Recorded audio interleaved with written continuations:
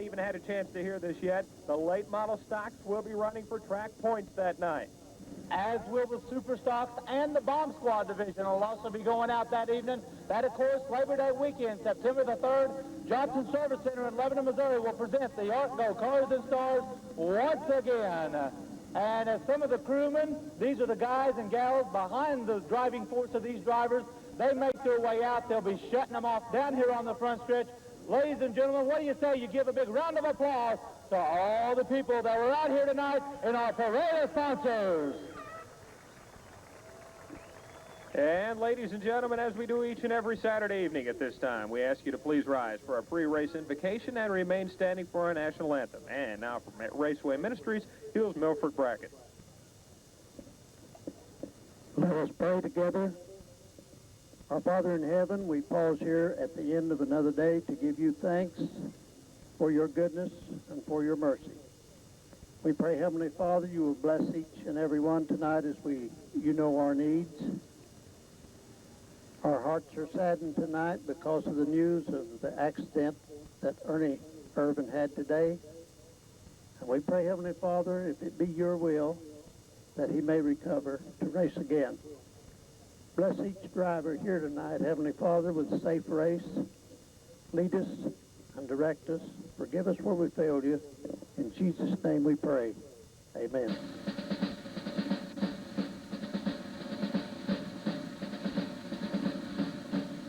Yvette Eichelman on Ladies' Night Out here at the Speedway.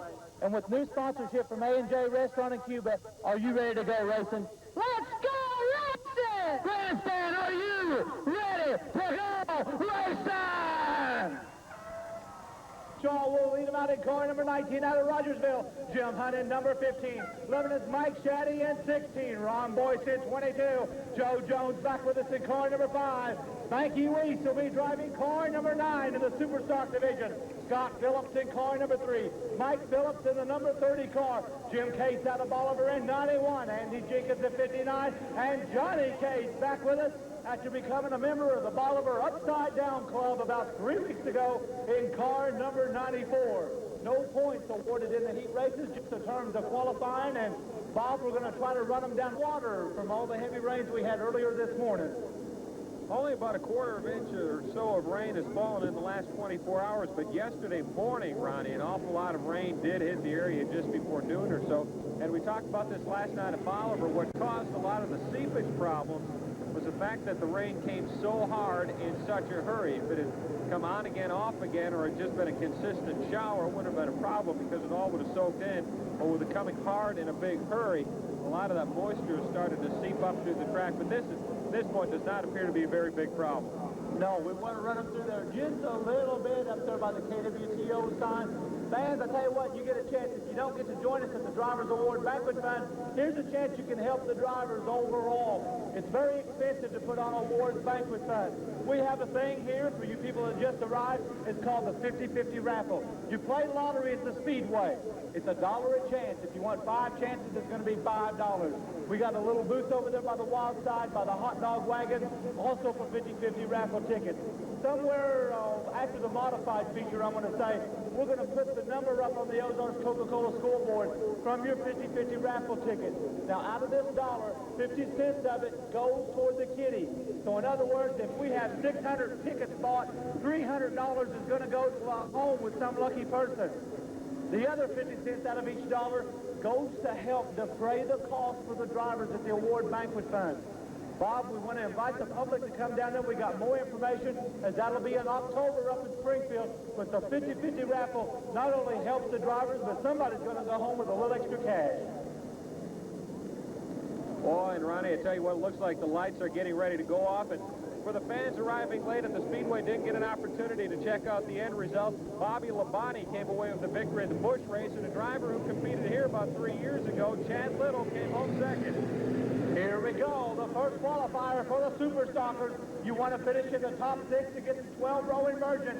Jim Hunt will set the pace for the racing car 15. Mike Shaddy to his outside. Joe Jones and Ron Boyce, the Phillips gang. Scott and Mike in 3 and 30. Here they come, and he says, I don't think so. Up. Brake check. Whoa. Scott Phillips is ready. And as they come off the two, looking down the long backstretch into what we call Calamity Corner. We're going to try this one more time and be an original restart. Keith Foreman going ahead and dropping the green, letting them get up to a little racing speed. And what that does, instead of just pulling the green flag back out, that will not allow a big crash and bang up in the middle of the pack. So a little thing that the United States Auto Club come up with has been a real good idea. And I'll tell you a secret. They didn't start that on Thursday Night Thunder. They started that right down here at the I-44 Speedway in 1990 with the green and then the yellow coming out real quick. Let's try this one more time. Hunt and Chatty. Row 2 is Joan DePoyce. Row 3, that's Scott Phillips in 3. His brother, of course, Mike in car number 30. The Cates brothers from out of Bolivar. Jim in 91, Johnny in 94.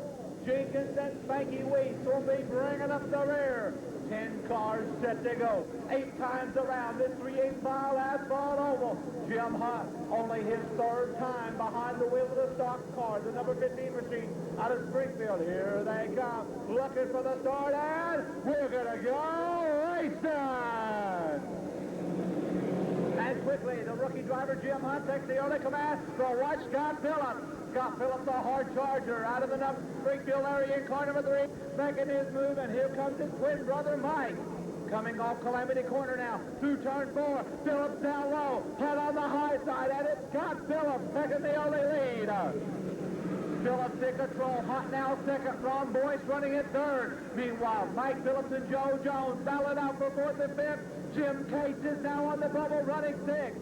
While Scott Phillips continues to set the pace, Shaw is off the pace in car number 19, but it's Scott Phillips still looking strong.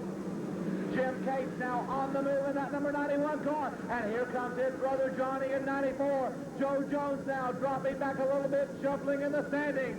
It's all Springfield, Missouri. Scott Phillips in that 3 car. Hunt, a very strong second, and watch that battle for 3rd. It's Ron Boyce and Mike Phillips going at it for 3rd and 4th.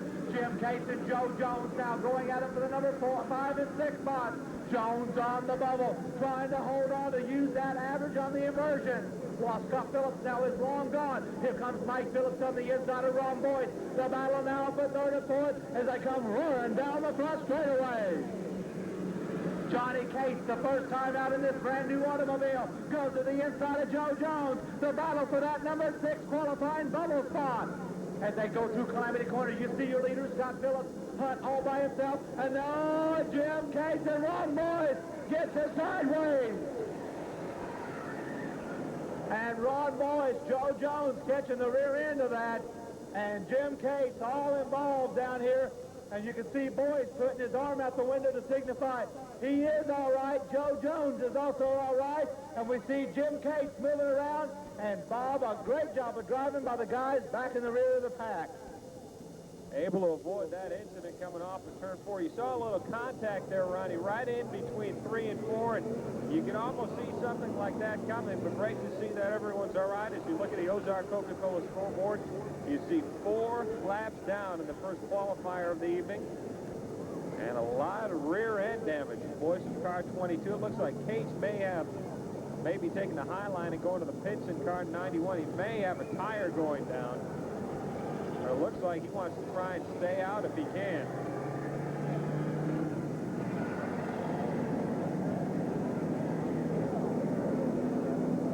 Hopefully, just a lot of cosmetic damage done to Boyce's 22 machine, but looks like that right rear quarter panel maybe rubbing against that Hoosier Racing slick, as Joe Jones will also take the high line and head back to the pits.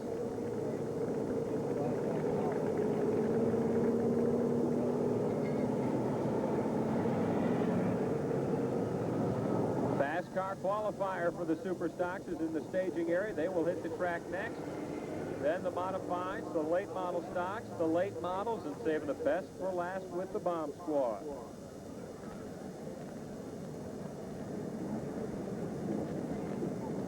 Well, all kinds of sponsors helping to make the racing competition possible in the Ozarks. Of course, you're talking about the Ozark Coca-Cola Dr. Pepper Bottling Company of Lebanon, Bolivar, and Springfield. John Sellers and his gang aboard with us for the 2nd consecutive year. After the races, folks head to Big Daddy's Family Restaurant, exit 127 off I-44 in Lebanon. Some of the best chicken you will find anywhere. They got a lunch buffet. They'll be more than happy to take care of you there as well. And ask them about that world-famous fudge at Big Daddy's Family Restaurant. Of course, Laclede Auto Sales providing the official pace car for the NASCAR Winston Racing Series, the Ford Mustang, which will lead out all 5 of our big features this evening.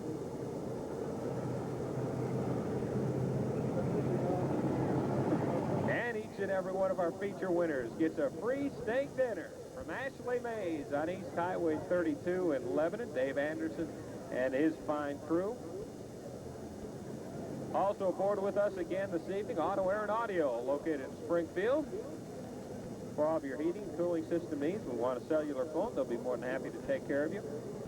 KSPR, that's Cable Channel 8, located in Springfield. Jerry Jacob and his fine organization. Ronnie, a lot of damage done to that 22 machine.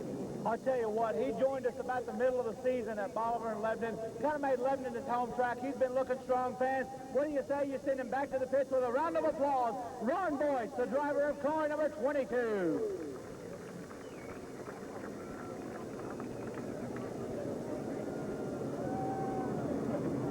And Ron and the crew will have a lot of work to try to get that car ready by feature time. Looks like he may be in the shop for the rest of the week. Here we go. As we resume action, we've got 4 down, 4 to go, and Scott Phillips setting the pace. Jim Huff right on his bumper in second. Mike Phillips, Scott's twin brother, in car number 30 running third.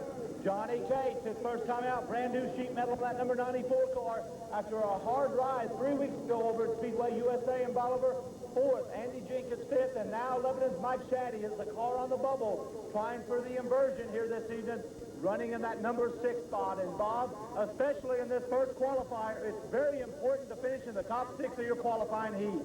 If you do that, Ronnie, you're going to be able to use your point average and figure into the inversion. When we line them up for the feature and for the super stocks, that's going to be very important tonight when you're talking about a field almost 25 strong. And the thing is, Wayne Lewis won last week. He was excited about winning. You mentioned Wayne. You start 24th tonight. He kind of frowned just a little bit. He says he can do it, though. Lights are off. Here we go. Scott Phillips to bring them in nice and easy as they go down by the wild side. Through Calamity Corner, Mr. Foreman looks them over, and the green is out. We're back to race to action. And Phillips once again takes that commanding lead. And Jim Hunt, a great run this evening so far in car number 15. And now Jim Cates makes the move around Mike Shaddy, moving up to the number 6 spot. Keep your eyes on the Bolivar driver in car 91 as they come roaring down the front stretch. Now Mike Phillips goes to the inside of Jim Hunt. The battle now for the number 2 spot, while Scott Phillips still sets the pace. Phillips down low. That's Mike Phillips. It's Jim Hunt up on the high groove. And now Andy Jenkins to make his move down by the wild side as they come roaring down the front straightaway. Mike Phillips now moves into the runner-up spot. And Jenkins and the Cates brothers go to battle. 6 down, 2 to go. It's all Scott Phillips, and now his twin brother Mike Phillips trying to close up ground. The white flag is going to be coming out this time around for Springfield. Scott Phillips with only 1 more lap to go. Mike Phillips holds on a second, and now watch Andy Jenkins. Jenkins trying to get up to that number 3 spot in car 59. He looks to the inside of Jim Hunt while the Phillips twins continue to dominate the third qualifier. Here comes the race for third with the checker flag out for Scott Phillips. Mike coming on second, Jenkins third, Hunt fourth, and the Cates brothers 5th and 6th. Pulls out. Joey Oxford makes it out in car number 44. Mike Paul in that number 4 machine. Charging Charlie Johnson back with us in car number 1. Chris Nichols in car number 10. Jody Whitener in the number 18 machine. Robbie Johnson in 00. Troy Constable in 97. Steve Edgecombe in 65. Tom Klaus back out in car number 42. Danny Meyer back with us in car number 21. There's last week's feature winner out of Springfield. Car number 14, Wayne Lewis, and Scott Baruch will be driving car number 28 this evening. As they'll get munched up here this time around, Mr. Foreman going to be shutting the lights off. And rookie driver out of Lebanon, Mike Paul, to set the pace for the race. This is a fast dash heat. Keep your eyes on the top 6 for this one. Wayne Lewis, it doesn't matter where the Bolivar Speedway point leader finishes because he's starting tonight's feature dead last. Moving up now, ready to get that green flag out. It's Paul and Joey Oxford, a couple of first-year drivers in this Superstock class. Row number 2 has another rookie, Chris Nichols, with last year's Superstock champion, Sergeant Charlie Johnson, bringing them through Calamity Corner. Paul starts to pick up the pace. The green is out with action, race in action. And Joey Oxford moving up this year from the Bob Squad division. Now takes the early pace, and here comes Steve Edgecombe. The English gentleman out of House Springs makes a bold move off of turn number 2. As they come roaring down for lap number 1, it's Oxford in control. Charlie Johnson now second. Paul third. Nichols fourth. Watch him back deep in the pack. Troy Constable, your point leader, caught back in the back end. As they roar down by the wild side, Edgecombe is a man on the mission in car number 65. Coming down for lap number 2, it's Oxford with the lead. But here comes Sergeant Charlie, and now Edgecombe to the inside of Nichols. Steve Edgecombe and Robbie Johnson now, perhaps 2 of the fastest cars on the track. While Oxford continues to set up blistering pace in that Grillner Distributing number 44. Here comes last year's champion Charlie Johnson in that familiar number 1. And what a move by Edgecombe. Steve Edgecombe has roared from deep in the back of the pack up to the number 3 spot. Now Constable in the meat of the sandwich between Nichols and Robbie Johnson. Once again, Oxford continues to set the pace, but here comes Sergeant Charlie. Johnson now closing in as Edgecombe is on the move. Johnson uses the high line. Oxford now down low. Off of turn number 2, they go by the wild side. Can the rookie hold off the veteran driver? Coming around that number 4 turn, Edgecombe is on the charge quickly. Coming down for lap number 5, Oxford has about a car length lead, but the English gentleman is on the move. Steve Edgecombe makes his move. Charlie dives to the inside. Edgecombe to the high side. Through Calamity Corner now. Oxford continues to set the fast pace. Here comes Johnson high. Edgecombe now low. 6 down, only 2 to go. Constable now up to 4th. Johnson on the bubble. Meanwhile, Charlie high. Here comes the English gentleman. Oxford holds the fast lane.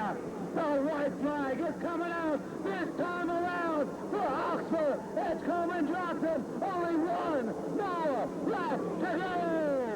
Oxford, the rookie driver. There goes Edgecombe down low. Troy Constable. Is there enough time for the point leader? Down by the wild side. Edgecombe holding on strong. Here comes Oxford. Once again down low. But the checker flag is out for Steve Edgecombe.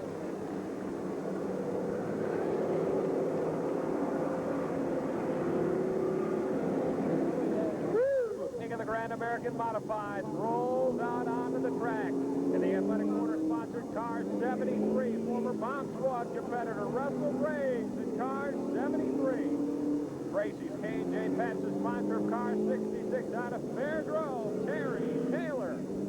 Already owning a couple of victories this year in car 5 out of Buffalo in the S&S Pallet Machine, Brian Kapika. He is a track points leader at Bolivar and at Lebanon, but winless in almost 2 months in car 91, David Bates. Out of High Ridge, Missouri, he's tasted winner's circle before car 75, jumping Donnie Jumper. And he has also tasted winner's circle this year out of Camden in car 21, Brian Marler. Behind the wheel of car 10, Buffalo, Sam Payne. And Kim McCowan, the chauffeur of car 12, as the lights go off. Keith Foreman looks over the field, and let's go Modified Racing. Graves and Taylor will take that battle side by side into turn 2. Kapika and Bates duel and dice for 4th, and Marler slides to the inside. They're trying it 3 deep, headed off of Calamity Corner. As Taylor sets the pace down the front stretch, but here comes Bates. Looking to the inside, a 3-car battle for 3rd, 4th, and 5th.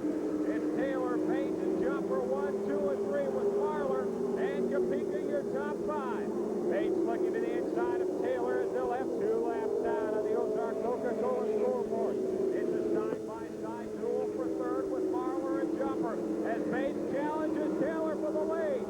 In a Calamity Corner, it's Bates and Taylor. side by side. They'll take the battle down the front stretch to the start finish line and into turn one. It's David Bates in car 91, your new race leader. And Marler up to the number 2 spot as he makes his way by Taylor. They're battling for track championship, and now they're battling for the lead in the first heat race of the evening.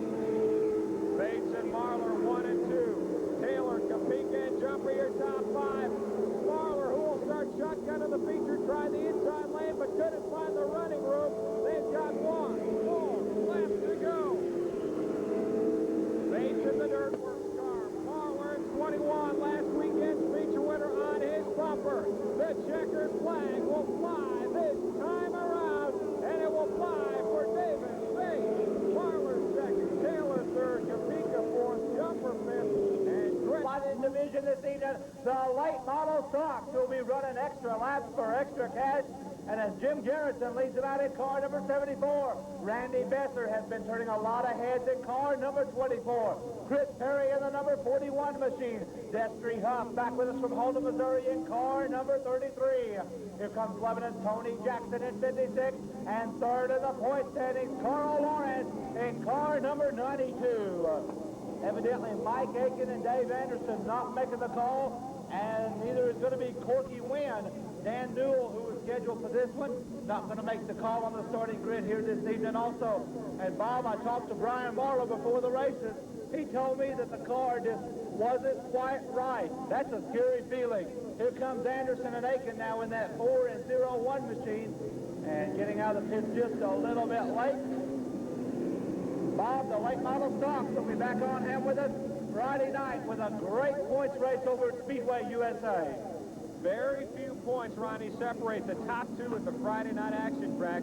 The Racing Reverend Jack Daniel, last year's track champion, is the points leader, but he's got the hard-charging youngster out of Holden and the All-American Ford Destry Huff right on his bumper in the track point standings.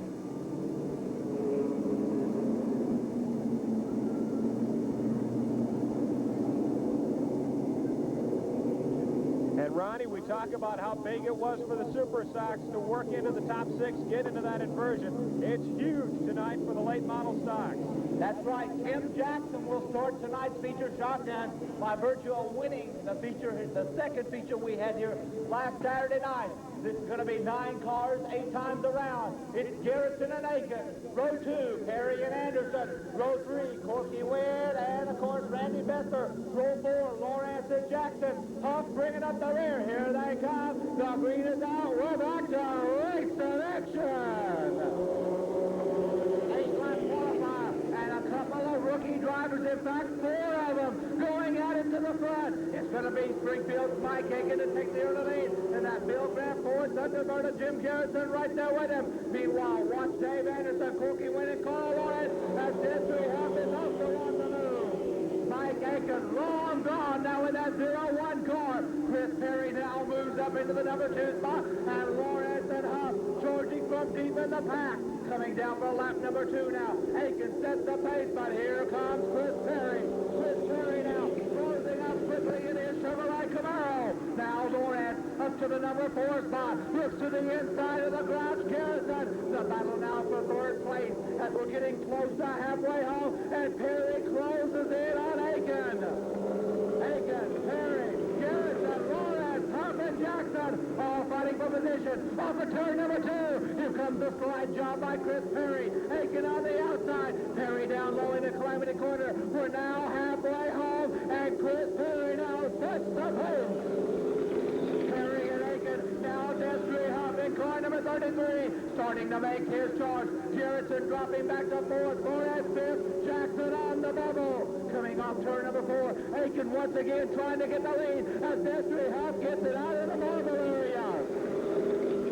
Perry in control. Aiken getting a little too deep into turn number 2. Does a great job of saving that 01 Lumina through Calamity Corner. Chris Perry once again sets the pace as they now start to single it out. And Garrison gets highest. Lawrence picking up another spot. White flag's going to be coming out this time around. Tony Jackson now trying to hang on to that number 6 qualified spot, but it's going to be the rookie out of Springfield, Chris Perry, with only one more lap to go. Now the crouch is on the bubble. Here comes the veteran Corky Wynn, top 6 on the inversion. Here comes Destry Huff, trying to make the move on Aiken. Meanwhile, up front, here he comes with that checkered flag out. Chris Perry with the victory. Aiken second, Huff third. Fourth, Jackson fifth, out now in car number 83, the current Speedway USA late model point leader in car number 1, the racing Reverend Jack Daniel. Last week's feature winner from here in Lebanon, Missouri in car number 65, Tim Jackson. Scotty Atkinson out of Phillipsburg in car number 22. The Gentle Giant runner-up in the point standings, J.C. Newell in car number 84. Your point leader in car number 57 out of Springfield, Missouri, Larry Roberts. Mark Chance out of Marshfield in car number 54. Alongside back with him is Sam Payne in car number 49. And the new car with us out of Springfield, car number 5, Rob Chamberlain. As they'll get bunched up, ready to set to go. 9 cars set to go. Only 8 of them are trying to vie for the top 6 inversion qualified spot. Tim Jackson starts dead last tonight. It's going to be young Ben Newell with the racing Reverend Jack Daniel to his outside. Row 2, Scotty Atkinson and Tim Jackson. The third row, they are 2 and 1 in the point standings. The Gentle Giant, J.C. and Larry Roberts, your point leader. The big money gun, Buffalo, Missouri, Sam Payne, and Mark Chance, the smooth rider out of Marshfield. Rob Chamberlain, his first time with us in car number 5. Here they come for an 8-lap qualifier, and we're going to go race time.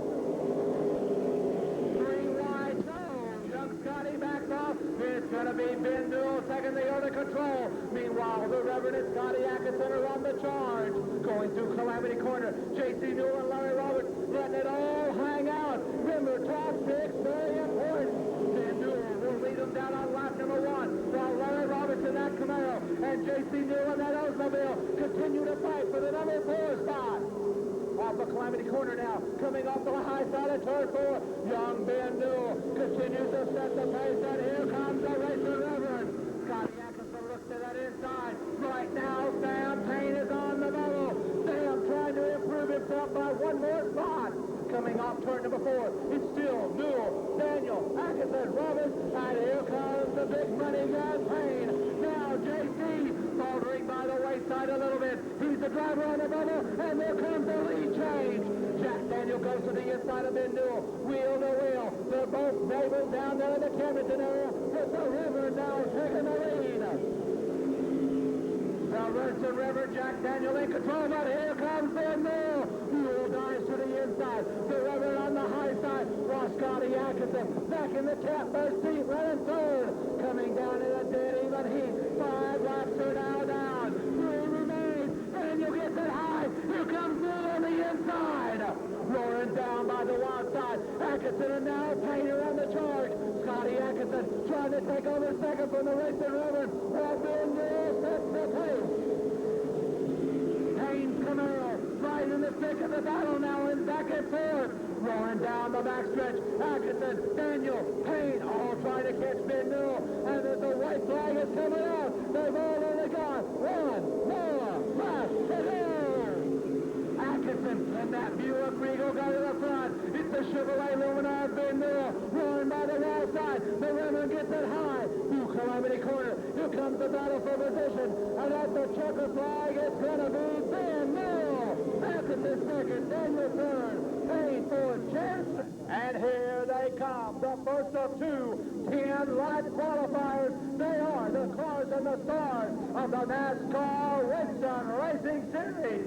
From the oil capital of the world, Tulsa, Oklahoma, in that number 9 Camaro. That's Bill Boyd back with us.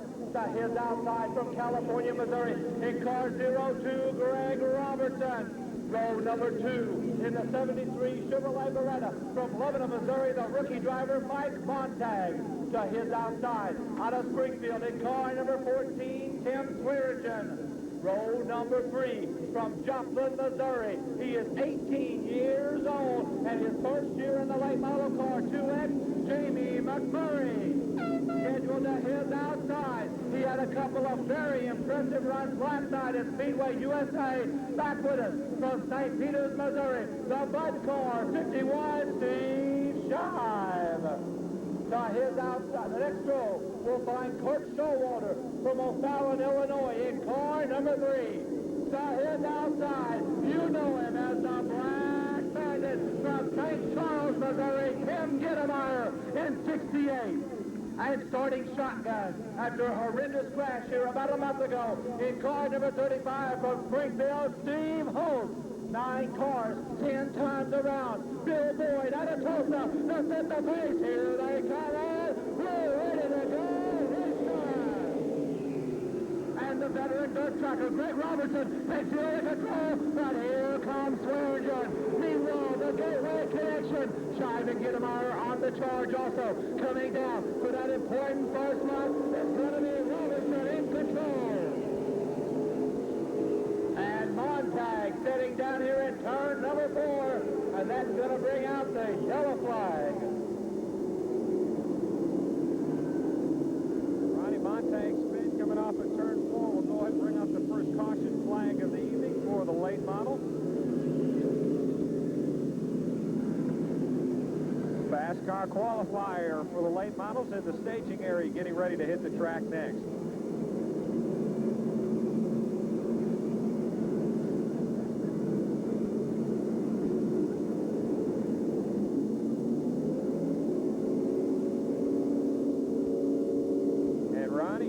Fast car qualifier for the late models. We will have the bomb squad on the track as they get ready to qualify and try and work their way into the inversion.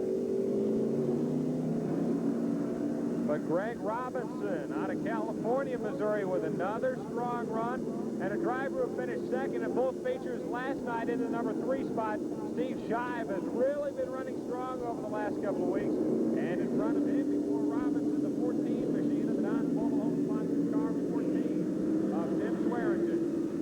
Here we go with 1 down, 9 to go. And Greg Robertson in that 93 Chevrolet Camaro looking strong, but he's got Swearingen on his bumper. Keep your eyes on the Gateway Racers. Shive and Gittemeyer. The green is out. We're back to race in action. And Robertson once again jumps into the only command. Watch Shive and Gittemeyer. Been about a month since the Bandit's been back here with us in the I-44 Speedway. 4-car train for the top 4 spots. Now Holt is on the move up to the number 5 spot. And here comes Montag. Meanwhile, Greg Robertson setting up blistering pace while the bad man Steve Shive looks to the inside of Swearingen. The battle in Calamity Corner is to the number 2 spot. While Robertson looks good. Here comes Shive. Steve Shive off the ASA center. And here comes the Bandit on the inside. Tim Gittemeyer goes to that number 3 spot. Montag now the driver on the bubble at 73, but it's all Greg Robertson setting the pace. The Gittemeyer automatic Chevrolet Corona. Tim Gittemeyer lifts to the inside of the bad man Steve Shive. The battle now for the number 2 spot, while now Montag tries to hold on to that bubble qualifying position. Greg Robertson looking strong in that California bowling range number 02 car. And watch the race for the number 2 spot.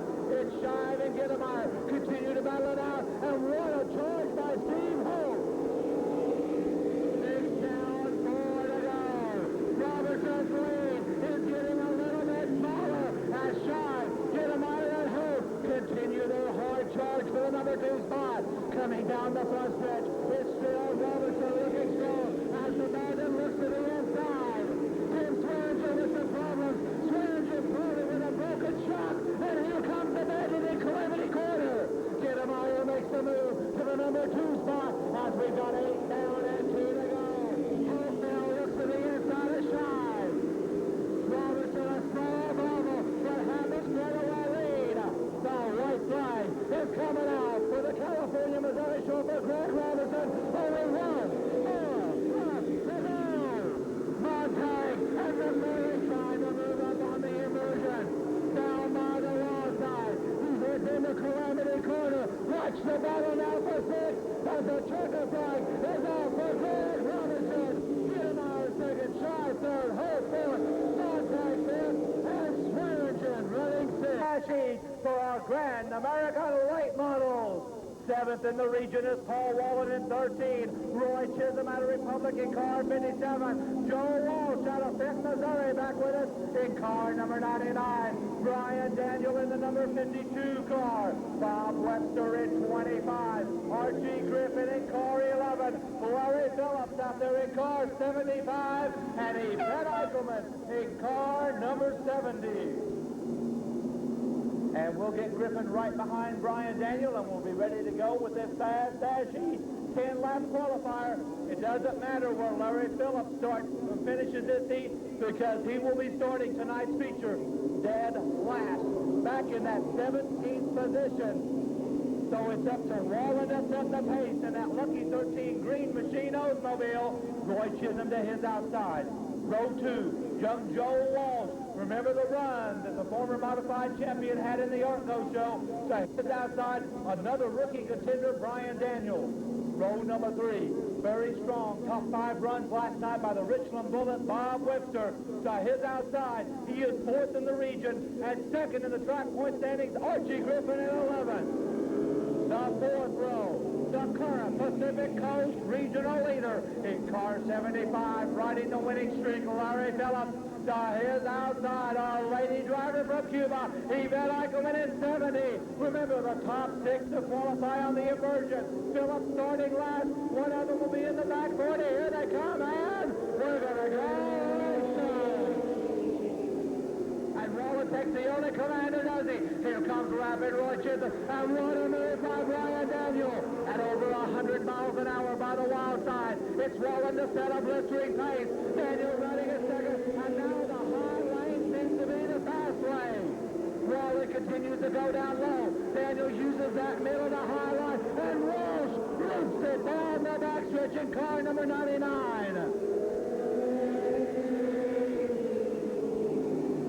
And the former modified driver, champion Joe Walsh, taking a wild ride down by the wild side in 99, and that'll bring out our first yellow in this fast dash heat, Bob. And Joe Walsh out of Fenton did a great job of getting control of that 99 machine after it was looped down the backstretch.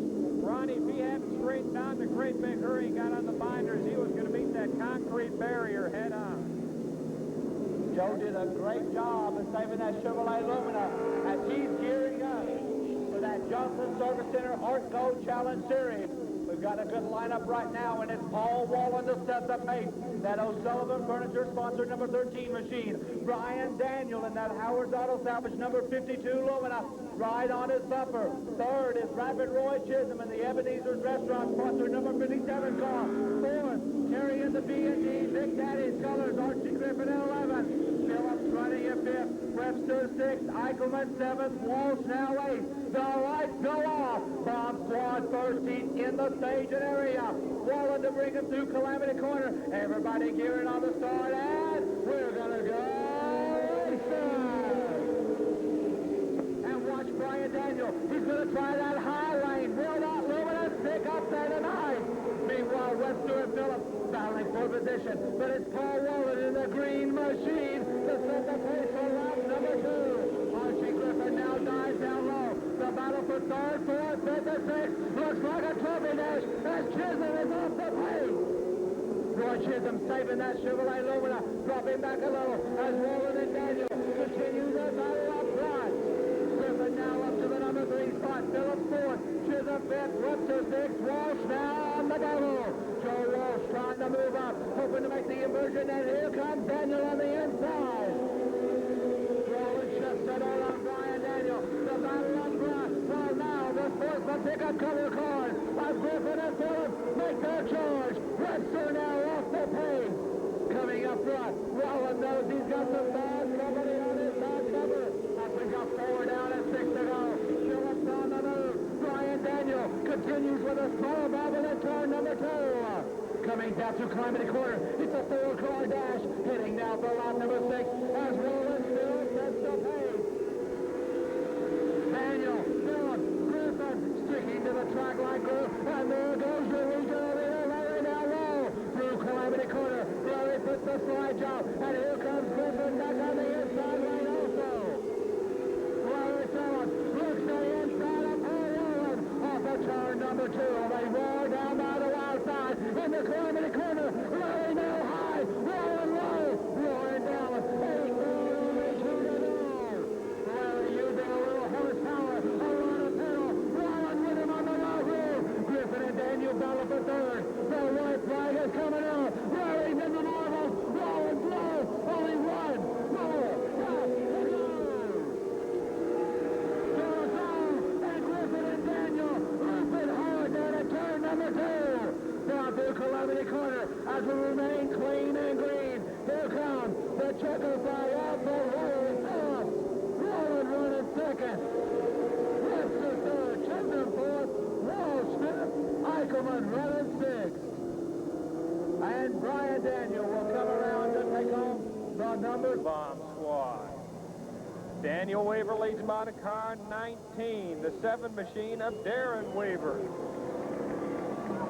Bobby Hammer the second in car number 90. Don Scroggins in 03. Randall Weddle in 32. It's John Colton in 94. Stacy Hall back with us in Western Sizzlin' sponsored car number 14. Making his way onto the track, Howard Shoemate in car 51. First qualifier of the evening for the Bomb Squad.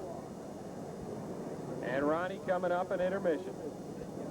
From AJ's Restaurant and Lounge in Lebanon, 2 $25 gift certificates. That is dinner for 2 as the lights go off. Lucas Handley, come to the tower, please. Lucas Handley, please come to the tower. It's Weaver and Weaver in row 1. Hammer and Scroggins, Colton and Weddle, Paul in the 51 of Shoemate. Slowly down the backstretch. First qualifier of the night heading into Calamity Corner. Keith Foreman, what do you say? Standing on the accelerators, let's go racing! And the Weaver combination dials them into turn 1 with Hammer in the number 3 spot. And Hammer trying to split the difference and make his way to the lead, and Bobby Hammer the second. Up to the top spot in the first qualifier for the Bomb Squad. We'll have 1 lap down on the Ozark Coca-Cola scoreboard as Colton and Weaver get together. Colton smoking the tires, Weaver doing the agriculture racing. They're both trying to fire up those machines, and it looks like hell, no caution yet. Colton's got 94 going as Shoemate taking a high line down the backstretch. It's Hammer with 2 laps down on the Ozark Coca-Cola scoreboard, your race leader. Hall up to the number 2 spot. Weddle moving by Weaver and moving up to 3rd.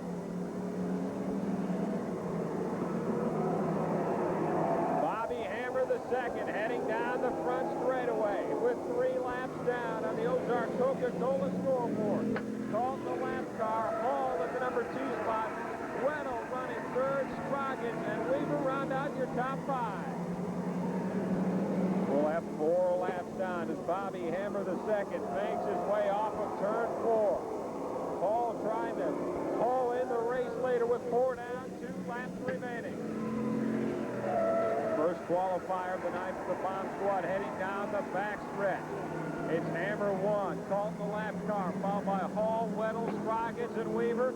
The white flag is coming out this time around with 1 more lap to go. Bobby Hammer the second looking for his first heat race win of the year. Sets his sight down the backstretch.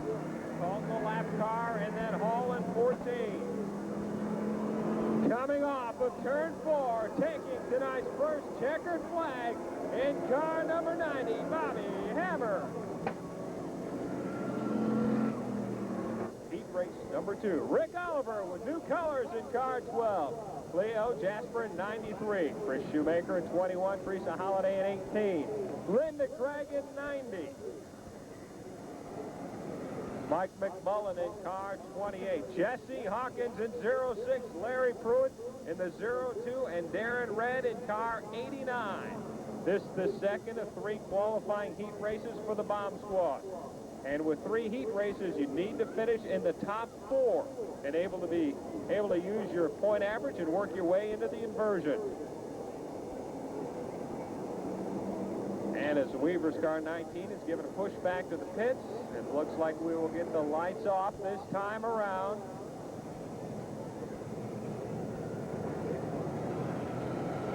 Second qualifier of the night for the bomb squad. Oliver to set your pace. Jasper to the outside. Shoemaker and Holiday in row 2. McMullen and Craig. Pruitt, Hawkins, and Red round out the field. Oliver to set the pace. They dial Calamity Corner. Keith Foreman will look over the second of 3 heat races. Say to the bomb squad this time around, let's go racing. And Jasper will take 93 into the lead as they hit turn 1 as the sparks fly.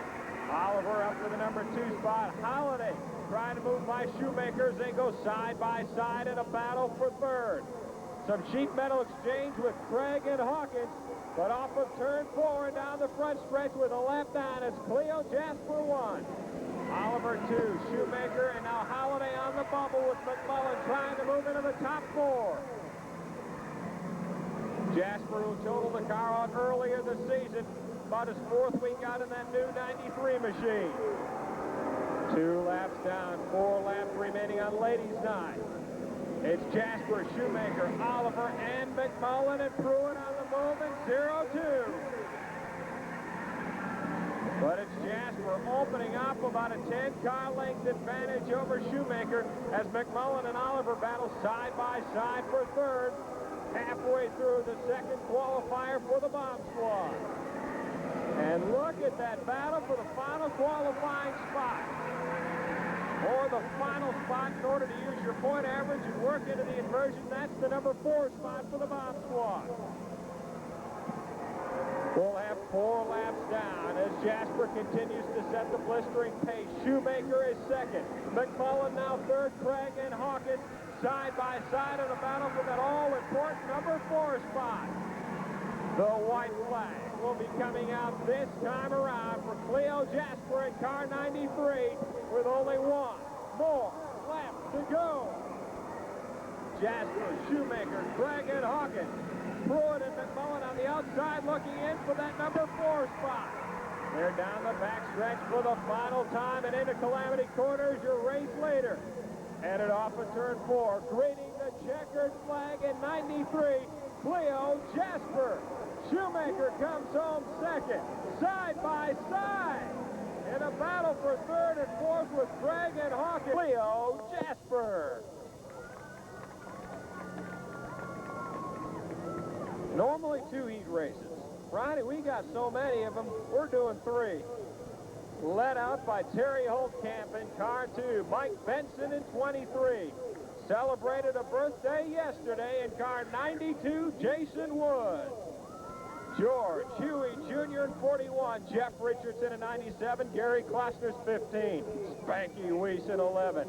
Robert Reeves in 6 and Rocky Rash in 77 as the lights go up. Look at that slow, methodic. Hourglass, sundial, bomb squad pace. Keith Foreman, what do you say? Let's go racing. Holtkamp and Benson will take it side by side. They're 3 wide. Now 4 deep in turn 1. Richardson, Woods, Huey, and Klossner. But it's Holtkamp with about a fender lead into Calamity Corners. They're 3 deep in a battle for third. It's Benson now taking the lead down the front stretch. Huey and Klossner and Holtkamp all on the move. And down the backstretch, all kinds of sheet metal being exchanged, and Benson taking the lead. Klossner and Huey battling it out for the number 2 spot. It's Benson, Klossner, Huey, Spanky, and Woods, your top 5. Don't forget, haul out those tickets for giveaways during intermission. Look at that freight train going into Calamity Corner as we approach the midway point of the fast car qualifier. Klossner sliding her down low, trying to surpass Huey for the lead. What a battle with 3 laps down. Klossner, Huey, Woods, and Benson. Spanky and Richardson on the outside looking in for a top 4 spot and a spot in the inversion. We'll have 4 laps down, only 2 laps remaining this time around for the Bomb Squad's fast car qualifier. And Gary Klossner is trying to open up some running room in the big 15-4. But this time around, the white flag will be coming out for the fast car qualifier for the Bomb Squad with only 1 more lap to go. You need to be in the top 4. It's Klossner, Woods, Huey, and now Richardson. Spanky, your points later, trying to get into the inversion. They're dialing Calamity Corner for the final time. In that big 15-4, taking home the checkered flag, Gary Klossner. Woods second, Huey third, and Richardson comes home. Lead out our Super Stock A feature, the Phillips twins. It looks like Scott's going to lead them out in car number 3. Mike will be in the number 30 car as Jim Hunt evidently not making the call. Joey Oxford in car number 44, Jim Case in 91, Sergeant Charlie Johnson in 1, and Robbie Johnson in that double donut machine. There's your point leader, Troy Constable in 97, and the man that won the fast dash heat, the English gentleman, Steve Edgecombe in 65. Johnny Cates from Bolivar in 94, Jody Whitener in the number 18 machine. Tom Klaus in 42, Mike Paul in car number 4, Andy Jenkins in 59, Chris Nichols in 10, Joe Jones in 5, Mike Shaddy in 16, Danny Meyer in 21, Steve Shaw in 19, Scott LaRue in 28. There's last week's winner in car number 14 out of Springfield, Wayne Lewis. Jerry Wall of Buffalo will be driving car number 12, and Spanky Weeks doing double duty in car number 9. And Bob, real quick, let's run down the top 5 of the point standings. Boy, I tell you what, they're headed off in turn 3 and into turn 4 down the front stretch. Tight points battle for the street stocks, Ronnie. You're talking about the points leader being Troy Constable. Tom Klaus second. Wayne Lewis, Steve Edgecombe, and Robbie Johnson the top 5. Look at this side as they head down the front stretch. Hang on to that ice-cold Coca-Cola or your hot dog and hang on to that seat, because you're going to see some of the tightest bumper-to-bumper door-handle racing as the Phillips twins. Both of them are meat cutters for Dillon's up in Springfield. Up on the pole as Bruce Hadley, our chief steward, pulls in that Leclerc Auto Sales Ford Mustang. The lights are off around the high banks of the Lebanon I-44 Speedway. Scott Phillips with a couple of feature wins already at Bolivar, looking to crack victory lane, along with gathering that Ashland Bay steak dinner. Here they come, as the green is out. We're ready to go racing. Tight points battle, only 20 points between Constable and Klaus, but it's going to be Scott, then it's Mike, now it's Scott, and here comes Joey Oxford. Down by the wild side, they go into Calamity Corner. Oxford on the inside of Mike Phillips. Mike getting up in the marbles. Everybody making it through lap 1 in good shape. Scott Phillips taking a commanding lead, and here comes rookie driver Joey Oxford. Meanwhile, the English gentleman Steve Edgecombe, Tom Klaus, and Constable are on the move. Coming off turn number 4. Watch that battle in the middle. Down for lap number 2. It's Scott Phillips, but Joey Oxford now, and the English gentleman goes to the inside. It's Oxford and Edgecombe side by side with the Klaus man coming on strong in that State Farm Insurance 42 car. With Scott Phillips running away. Edgecombe now sets his sights on our early pace setter. We're 3 laps down. Now Klaus and Oxford. Sergeant Charlie and 2 local Troy on the move. Battles all through the path as Constable and Sergeant Charlie go to the inside of Oxford. Meanwhile, Scott Phillips still in control, but the English gentleman is on the charge in car 65. Now Tom Klaus, the runner-up in the point standing, has made his charge up to 3rd, while your point leader, Troy Constable, and Aurora is on the move in 4th. Off of turn number 4, it's still Scott Phillips holding on. Edgecombe once again closing about a car length a lap. Down by the front stretch, it's Klaus and Constable, nose to tail. Troy looks to the inside. Will the point leader get that number 3 spot? Meanwhile, Robbie Johnson is also on the moving car, 00. Off of turn 4, Scott Phillips slowing up just a little bit, because here comes Edgecombe. Edgecombe using that preferred high line this evening. Phillips hanging on strong. Being pushed, gentlemen, down by the wild side. Through Calamity Corner. We're getting ready to hit the lap traffic now as it's Phillips and Edgecombe. Right at 2 and a nose, the tail fight.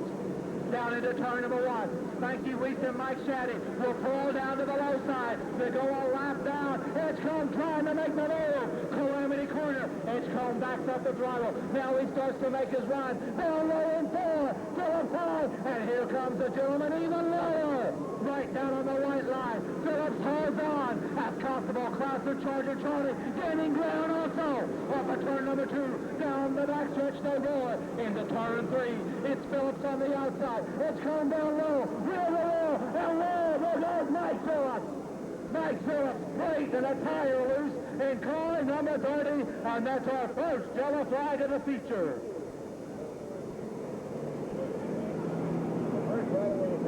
Well, you heard something give way on that 30 machine of Mike Phillips, either a tire or an axle. Well, Ronnie, I tell you what, 22 strong for tonight's Superstock A feature.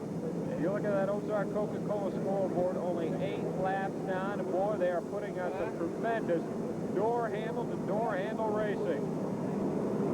It's Scott Phillips 1, Steve Edgecombe, and points leader Troy Constable running in your top 3. Followed by Tom Klaus, Sergeant Charlie Johnson, and Robbie Johnson. Grand American Modifieds will hit the track next. They say well, but turning.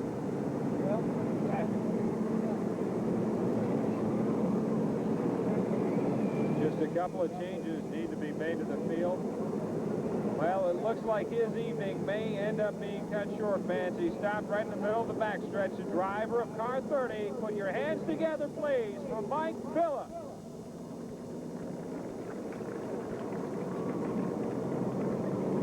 The modified A feature comes your way next, followed by the late model stocks running 30 big times around with a heated points battle in tow. Then the Pacific Coast Region Cars and Stars, the Grand American late models, the Bomb Squad's last chance race, and then the A feature for the pure street stuff.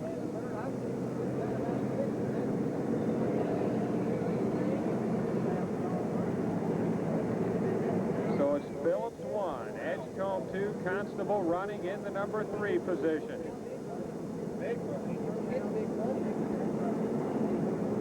Next Friday night at Speedway USA, the late model stocks will be back on hand. Jack Daniel and Destry Huff have a tremendous points battle going on at the Friday night action track. Looking at only about 6 points or so separating the top 2.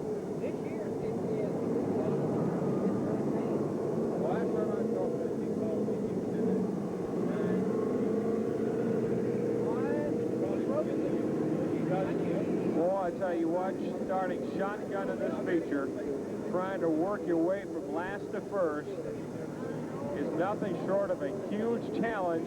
Ronnie, that's a challenge that is awaited Cameo Carpet sponsored car 14 of Wayne Lewis this evening, as he had to try and start last and work his way to the front of the pack, and in 8 laps he's worked his way up to the number 13 position. So he has moved by 9 cars, but an awful lot ahead of him. Oh, Bob, he's got a star-studded field in this Superstock feature ahead of him with 8 down. And, you know, the one thing that Edgecombe and Phillips did not want to see was the yellow flag. They had a lot of distance between them and the point leader, Constable Klaus, and the Johnson gang from down in Miller, Missouri. The Cates brothers from out of Bolivar looking strong also this evening. Wayne Lewis has got a long ways to go. But, Bob, we've seen it before. He can definitely make a charge to the front.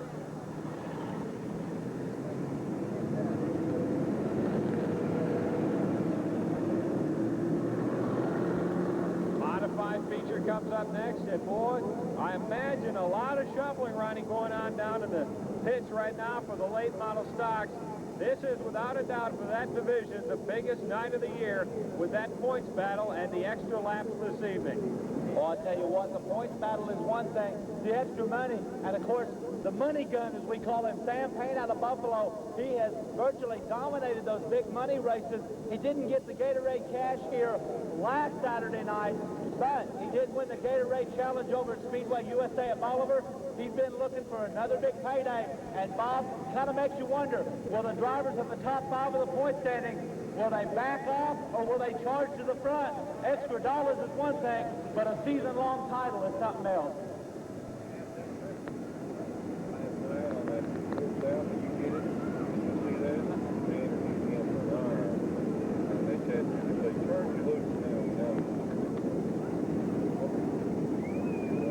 What do you think? Can Wayne Lewis go from now the 13th position to the top spot? He's already moved by 9. Well, it looks like to me he's running about 11th as we do our field rundown. Scott Phillips is your pace setter in car number 3. Edgecombe running in 2nd. Troy Constable is 3rd. Klaus running 4th. Charlie Johnson holding on to 5th. Robbie Johnson now up to 6th. Joey Oxford running in 7th.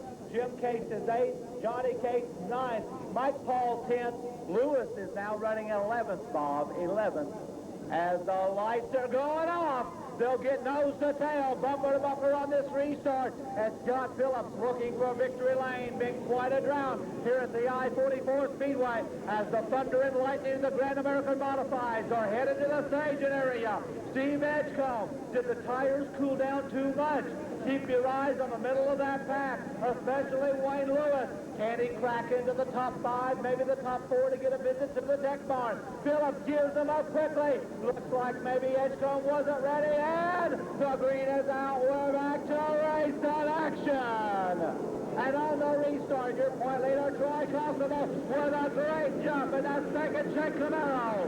But it's all Scott Phillips on the restart. Constable now Edgecombe getting his running start on Constable.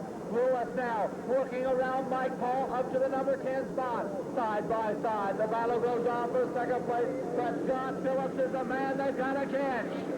Edgecombe now takes over second from your track leader, Constable, as Klaus and Johnson round out your top 5. Lewis now on the move, picking them off one at a time. Phillips is lead now. The long green run allows Edgecombe and Constable to start to gain ground, and now Scott's off the pace.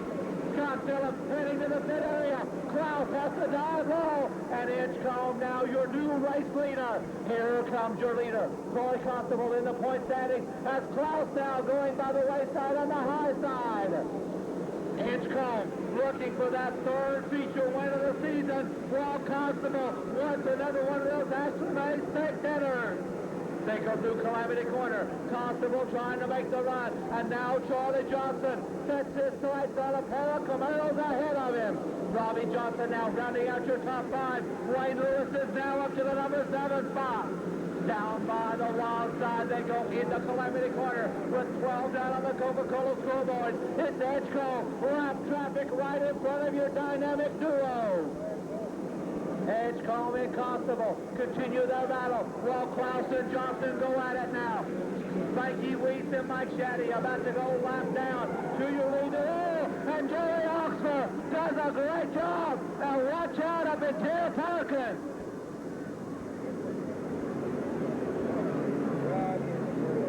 Is everybody all right in Terre? Right there. Is everybody all right up in the wall side? I need to know that, please.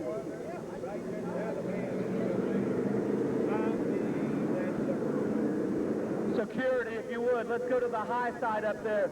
Want to know if everybody is all right over in the wild side right now, because that tire of Oxford coming out very quickly.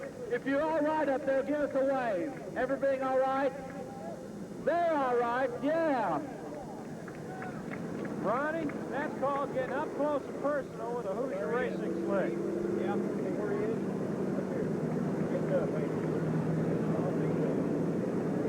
And a tough break for Joey Oxford from up in the Rolla area, Bob. He had a great run going.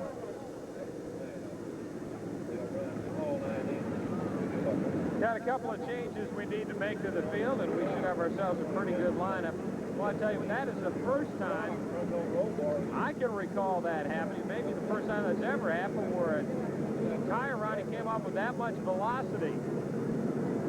That's the first time I've ever seen a tire get that high on the what we call the wild side, even when we didn't have a wild side. The reason we got that big catch fence, is there for the pit area drivers is the same reason.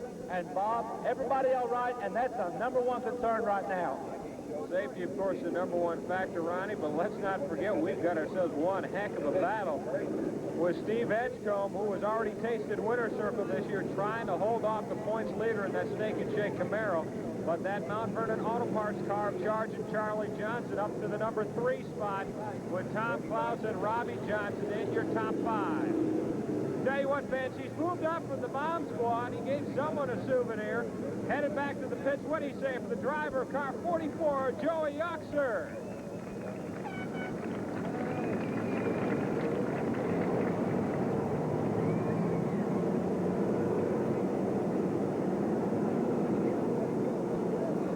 So it's Edgecombe, Constable, and Johnson, your top 5 runners, with 13 down and 7 laps remaining. And fans, next Friday night at Speedway USA, extra laps and added cash for the bomb squad and for the super stocks. And boy, with weather conditions the way they are this evening, these cars are really sticking to the high banks of the I-44 Speedway. Modifieds come your way next. Then the late model stocks, the late models, and the bomb squad. Ronnie, we do have a last chance race this evening.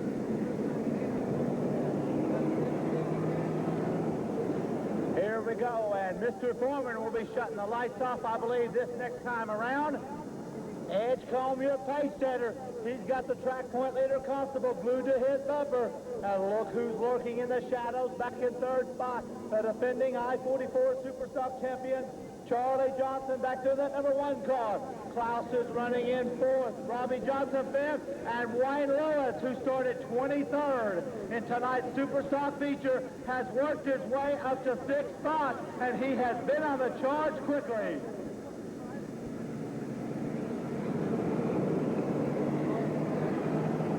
We'll get one more wrecker down here, so we'll be ready for action. Super Stalkers and the Bombers, and Bob just said a minute ago, the extra cash will be up for them next Friday night at Speedway USA at Oliver. And don't forget, it's Saturday night, September the 3rd, Justin Service Center right here in Lebanon, Missouri. Whether it be Michelin, Goodyear tires, you need a front end. Round 7 to go, and it's anybody's guess because the top 6 cars consistently front running, and what a job by the Cates brothers. Jim is running in 7th, Johnny is 8th, Paul 9th, Nichols in the top 10. Edgecombe wants a running start. Here they come in. Keith says, let's go racing. And the English gentleman hold on for his 3rd victory of the season. Troy Constable is on the move, while Charger Charlie Johnson, and now watch Wayne Lewis.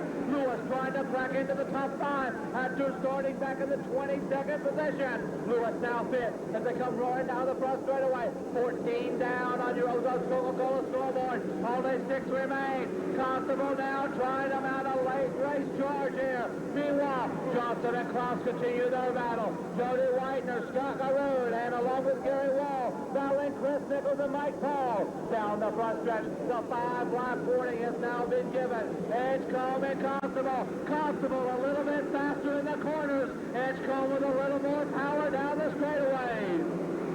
Through Calamity Corner, the English gentleman now looks up in that rearview mirror. He sees that Martin Electric sponsored 97 Camaro right on his bumper. 4 remain. Constable now trying to make the late race charge. Meanwhile, Lewis is looking to take away 3rd from Johnson and Klaus. Coming off that number 4 car, Constable with a head of steam up. The gentleman hanging on that middle line as now Wayne Lewis moves up to 4th. Wayne Lewis, is there enough time for the Cameo Carpet car? He's now got 3rd. Edgecombe holding on. Through Calamity Corner, Constable looks inside. Will the gentleman give him that low line? No. Down the front stretch they come. Edgecombe slams the door shut. The white flag really coming out this time around for Steve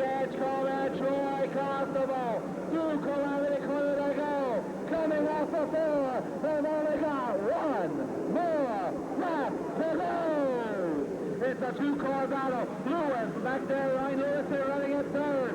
Coming off of two. Pit Constable used that right rear tire up too early.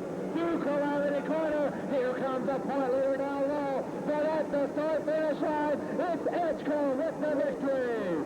Constable second, Lewis third. The battle for fourth will go to Charlie Johnson, and Tom Cloud comes home fifth.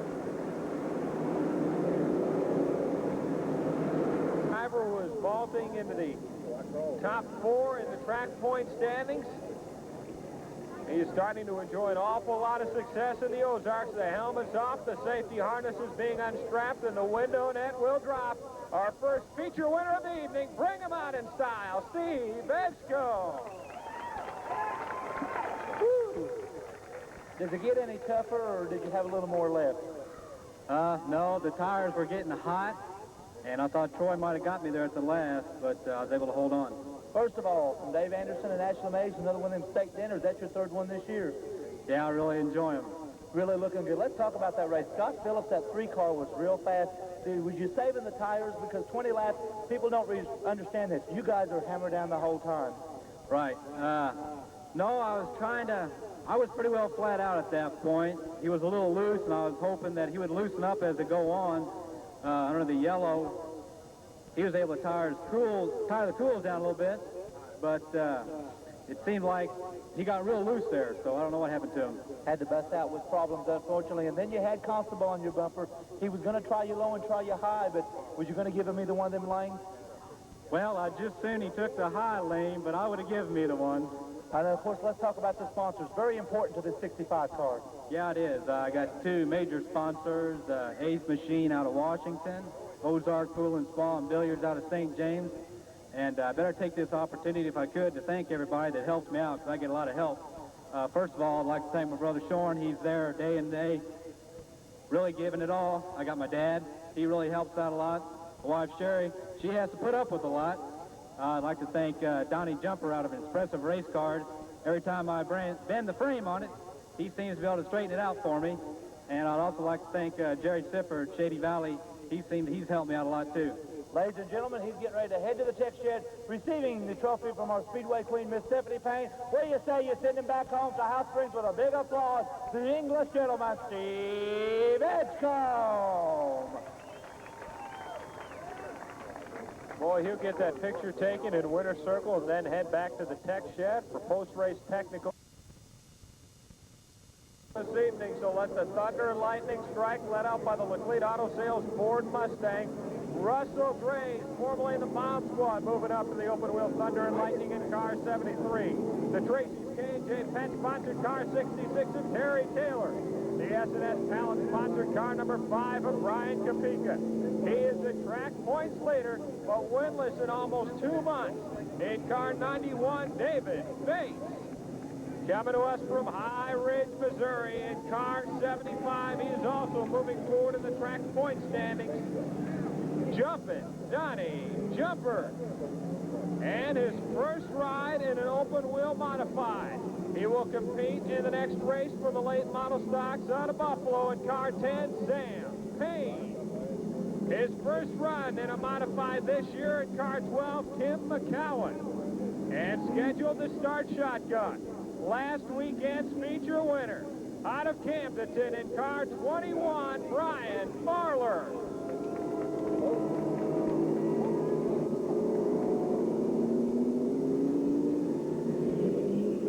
And Bob Payne and McCowan have elected to start at the rear. First time for this year for both of these drivers in an open wheel modified. So they elected to go to the rear, so your front three will be just as we see as that Laclede Auto Sales pace car pulls in. Bob, here we go. As Keith Foreman will let the modified scuff in those Hoosier Racing slicks.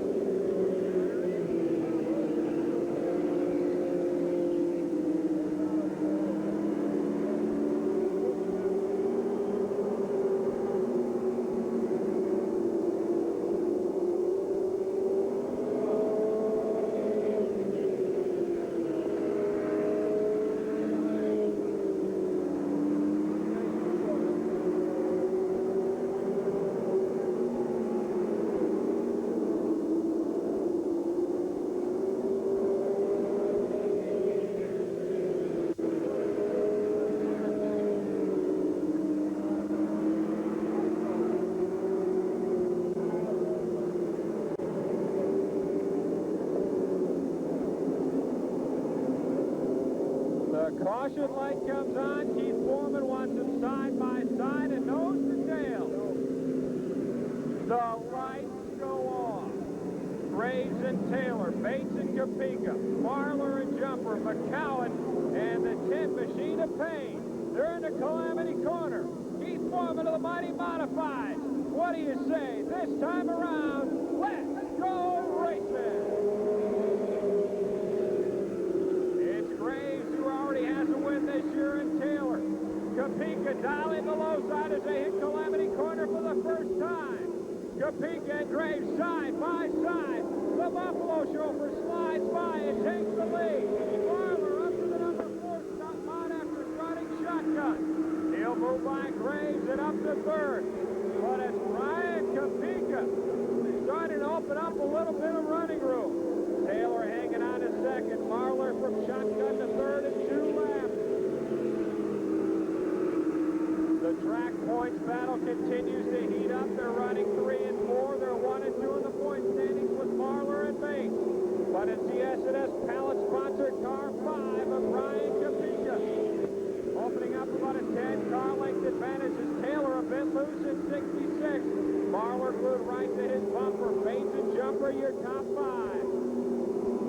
We'll have 4 laps down on the Ozark Coca-Cola scoreboard this time around. Ryan Kapika looking for win number 3 as Marler moves up to the number 2 spot. Now trying to haul in the Buffalo chauffeur. We're a third of the way through with 5 down, 10 laps remaining. Bates also moves by Taylor and up to the number 3 position.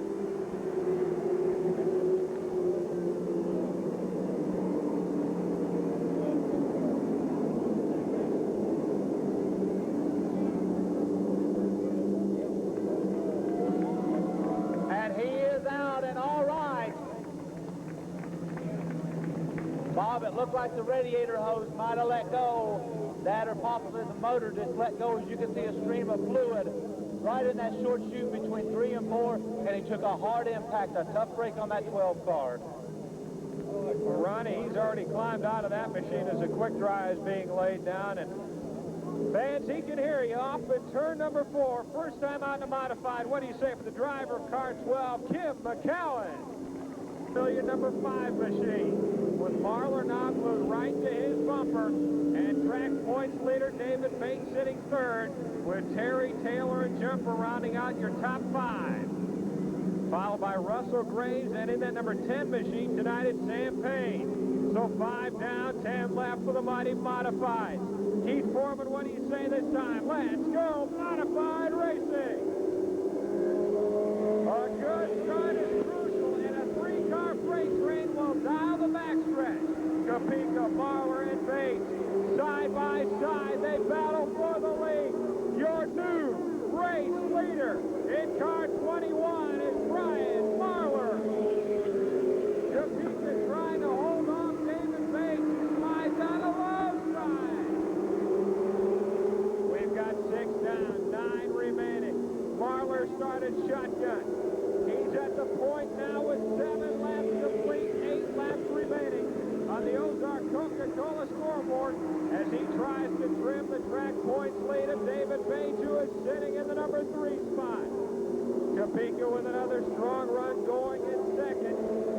8 laps down, 7 laps remaining. It's Marler, Kapika, Bates, Taylor, and Jumper battle for the number 4 and 5 spot. In and out of Calamity Corner, down the front stretch with 9 down, 6 laps remaining. Will this be back-to-back wins for the Camden chauffeur?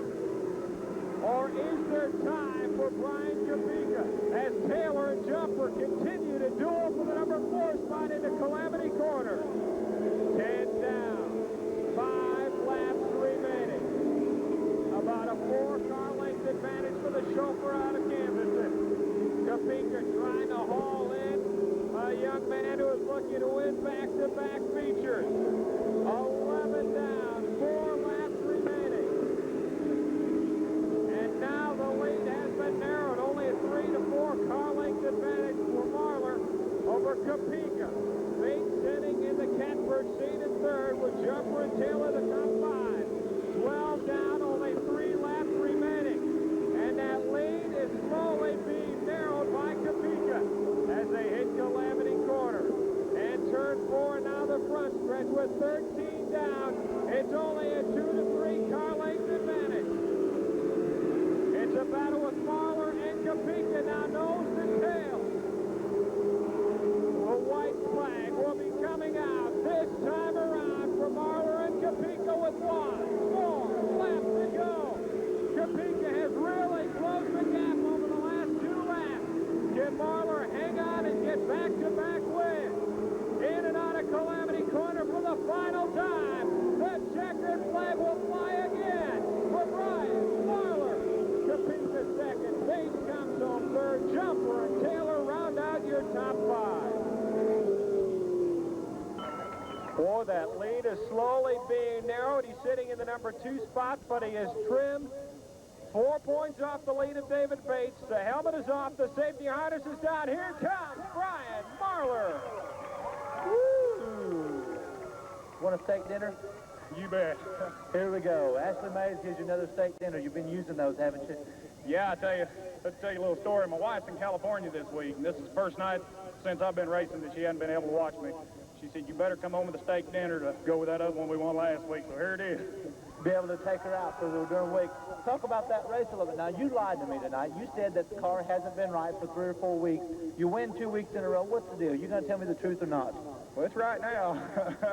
Right now. You got a good jump that time. I don't know. Brian got a little bit high down there, and it looks like he was able to capitalize on it. I think he got a little bit loose right on the start. I tell you what, that Brian Topeka's hard charger. I tell you what, if he hadn't got loose, I don't think I'd ever got around him. He was coming on. Did you know he was right on your bumper coming out of 2? I could see him coming. Every time we come around here, I'd look at that lap board down there. I was just hoping to get 15, get 15. We talk about that lap board. You drivers watch that a lot, don't you? Yeah, just every once in a while. It's a little easier to watch it when you're out front. When you're in fight for position, you don't want to take your eyes off the track anywhere. Well, let's talk about those sponsors. They're the ones that get you here every week.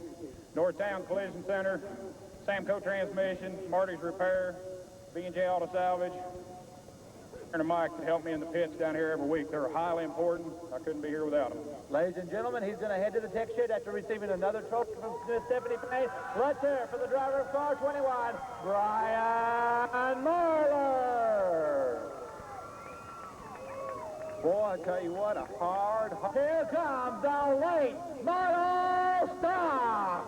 Mike Aiken will lead about in car 01. Jim Garrison in that number 74 car. Chris Perry in the 41. Carl Lawrence third in the point standings on that second row outside in car number 92. The third row will be TJ Lebanon, Tony Jackson in 56. And there's Kevinton Ben Newland, 83. Phillips Brooks, Scotty Atkinson at 22. The man that is climbing up the point standings, the racing Reverend, car number 1, Jack Daniel. There's your track point leader in car 57 out of Springfield, Larry Roberts, the big money gun in these big, long races. Buffalo, Missouri, Sam Payne at 49. Marshfield, Missouri, Smart Chance at 54. The Gentle Giant, runner-up in the point standings, J.C. Newell at 84. Destry Huff at a Holden at 33. Randy Besser at 24. Corky Wynn at 88.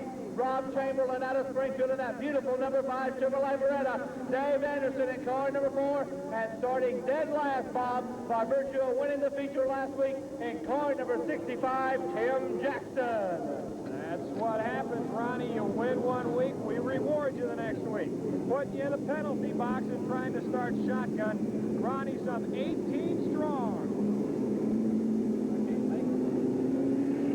As the lights are flashing along that beautiful little Mustang from Blacklead Auto says, oh, Bruce Henley with Old Glory aboard is going to pull her down into the infield. Remember, Safe Buy used cars for 29 years.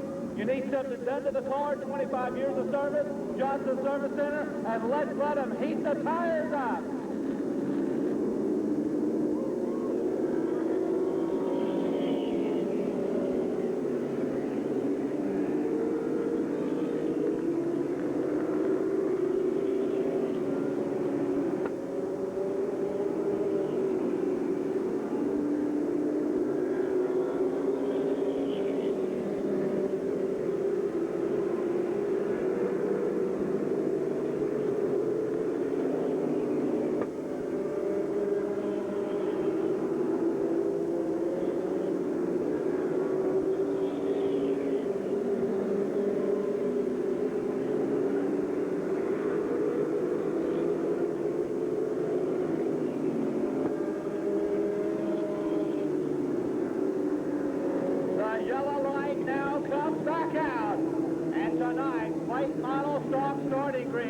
tire wear will be important. You're going to have to be patient as they get up into their side-by-side formation. Remember the point battle. Not battle, but battle.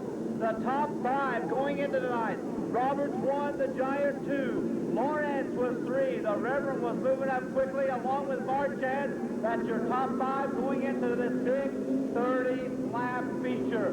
Extra dollars, extra laps for the late model stocks as they'll get up here. Nice and easy. And a former super stock Rookie of the Year. We nicknamed him the Grouch. Jim Garrison out of Oliver. And of course, the other half that comes from Polk County, Robbie Garrison is the young man that's on our Coca-Cola scoreboard.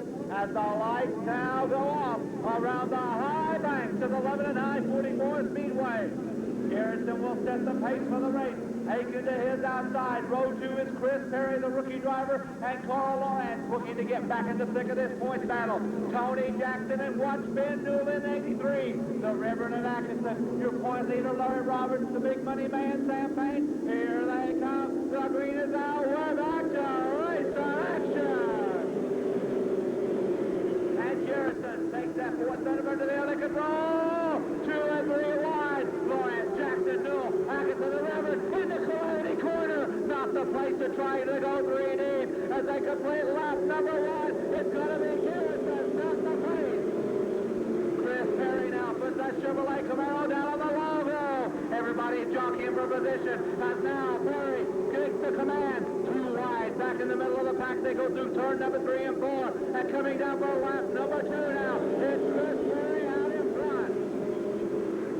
Perry, your leader. TJ. Tony Jackson now up to the number 2 spot. And Carl Lawrence is on the charge in 3rd. Your point leader, meanwhile, Larry Roberts is coming up strong in 4th. While Ben Newell is now running 5th. Now the front stretch they come. Everybody in the middle of the pack trying to sort things out. Lawrence puts that Lumina down to the inside of Tony Jackson. And Dave Anderson is off the pace in car number 4.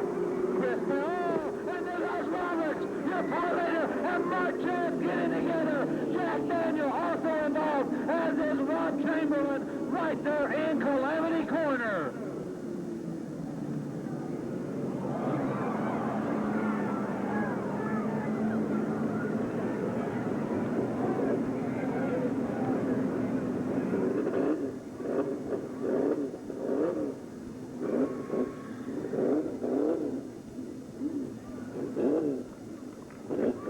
Well, Mark is out of his car. He is all right.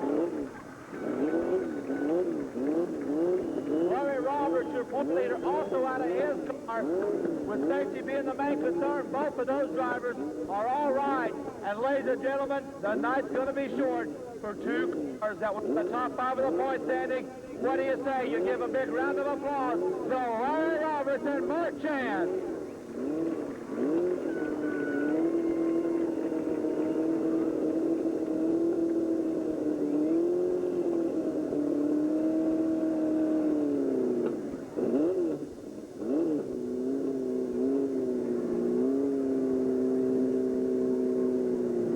And Ronnie, the word again from trackside is that all the drivers involved in those incidents are just fine, but evidently some problems in that Chevrolet groove. We're going to see the track change in the next 27 laps. As we do a quick field rundown, Chris Perry, the rookie out of Springfield, your leader in 41. Lebanon Tony Jackson right there in that number 2 spot.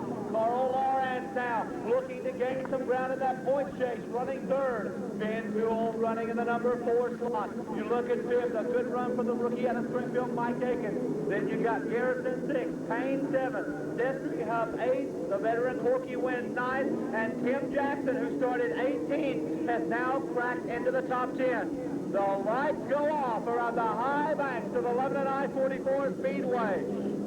All the cars right now on the Speedway on the lead lap. Chris Perry to set the pace, while the Napa Auto Parts Chevrolet Lumina, Tony Jackson glued to his bumper, and Carl Lawrence looking hungry for victory lane. Once again, here they come. The green is out. We're back to race in action. And Perry and then Perry's Nancy Cannell taking the other lane. Now watch Payne and Garrison. The battle. Lawrence takes a wild ride by the wild side, and that now drops him back to the number 4 spot.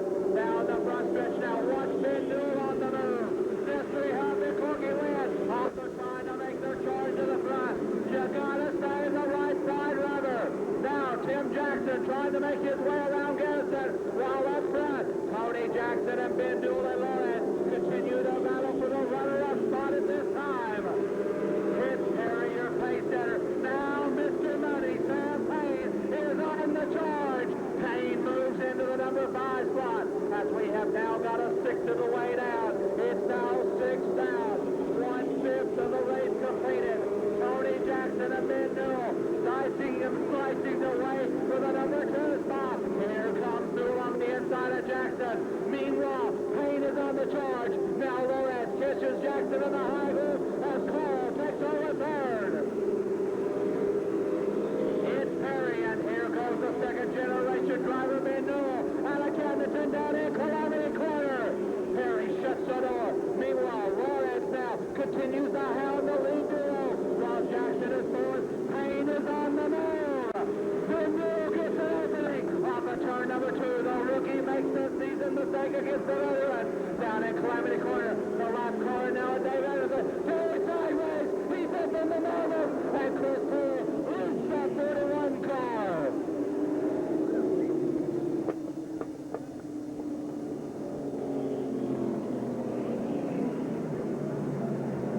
Boy, a great job of driving by Chris Perry as he got on the high side, coming off of Calamity Corner, came very close to hitting the wall off of turn 4, but managed to spin her around and drop that 41 machine down to the low side.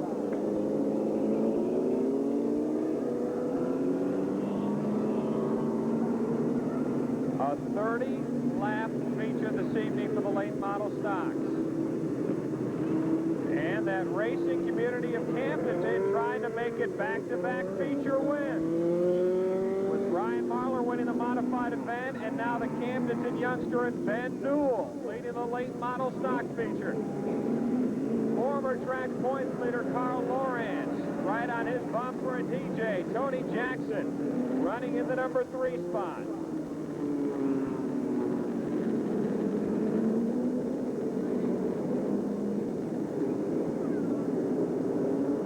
Laps down, 22 laps remaining with the Grand American late models in the staging area, getting ready to hit the track next. Looks like we just have the one change to be made. We've got ourselves a good lineup.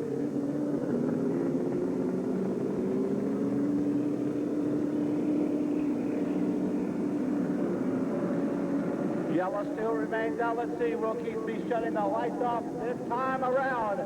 As Ben Newell now, your leader in 83. And I think JC might be having a little something wrong with his cars. They're going to bring him down here under single file. A little bit of smoke I seen from that Samco transmission Oldsmobile, and looks like Bruce is going to stop the General Giant. Yeah, going to pull JC down low. Now, if they can't find nothing, JC will get his spot back. If they do find something, they're going to have to send him into the pit area for repairs. We want to save the guys' motors, no doubt about it. If they're leaking oil, they're smoking, and there you see it. And the runner-up in the point standings, a little bit of steam coming out from underneath the hood of that Oldsmobile. And Ben Newell now setting a bad pace in that 83 car. Ben is not in the points battle. He's out there riding to try to finish as high as he can this year, but he is definitely looking strong. But you got the money man, Sam Payne, on the charge now, running in fourth. And Ronnie hits the high line into the pits for the Gentle Giant, J.C. Newell. And again, tonight's big winners in this feature could be Carl Lawrence and the Racing Reverend. Here we go. Newell, Lawrence, and Jackson. Payne, Huff, and Corky wins. Keep your eyes on that veteran from the heydays at the Fairgrounds Speedway in '88. Mike Aiken, Tim Jackson, Jack Daniel, Bester and Atkinson, everybody gearing up for the start. And Mr. Foreman says, no, I don't think so.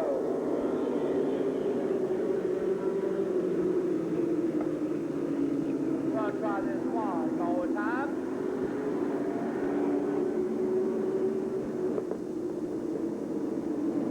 Want you nose to tail, bumper to bumper, at a nice, easy, even pace. Newell, Lawrence and Jackson, 1, 2, and 3. Payne, Huff, and Wynn, 4, 5, and 6. Aiken, 7, Tim Jackson, 8, Daniel, 9. Besser now rounds out your top 10. And here comes Rob Chamberlain back out in car number 5. My Country sponsored 100.5 machine. His first time with us. Nice looking late model stock car. And Ronnie, this could be a break, still not having gone down a lap if J.C. Newell can find a way to make it back out as the lights will go off. Here they come. The lights now go off around this 3-mile asphalt oval. All eyes are looking underneath that Johnson Service Center sign. Will the runner-up in the point standing, the Gentle Giant, be able to make it back out? If not, he's going to have to take just a couple of points this evening. Ben Newell leads them in, nice and easy. Lawrence trying to break that almost 2-month drought or better to get back in victory lane. Here they come, struggling is out with IMCA Race in action. And John Ben Newell takes the only command with Lawrence hot on his tail. Tony Jackson and watch the money man, Sam Payne. Sam in that McKinney Racing Engines number 49 car is on the charge. Coming down now for lap number 9. It's Newell and Lawrence still 1 and 2. Jackson and Payne continue to fight it out for 3rd and 4th. And what about Desiree Huff? Huff, who started 12th on the field this evening. Now up to your top 5. Off of turn number 4. Lawrence looks to the inside. Meanwhile, Payne making a run at TJ. Cole gets it sideways. Brings that Country Kitchen Lebanon out of the slide. Down by the wall side. But it's Newell out in front. Coming off turn number 4. We're a third of the way down. And it's Ben Newell still in control. Carl Lawrence on the number 2 spot. Right there gaining ground out. Here comes Payne.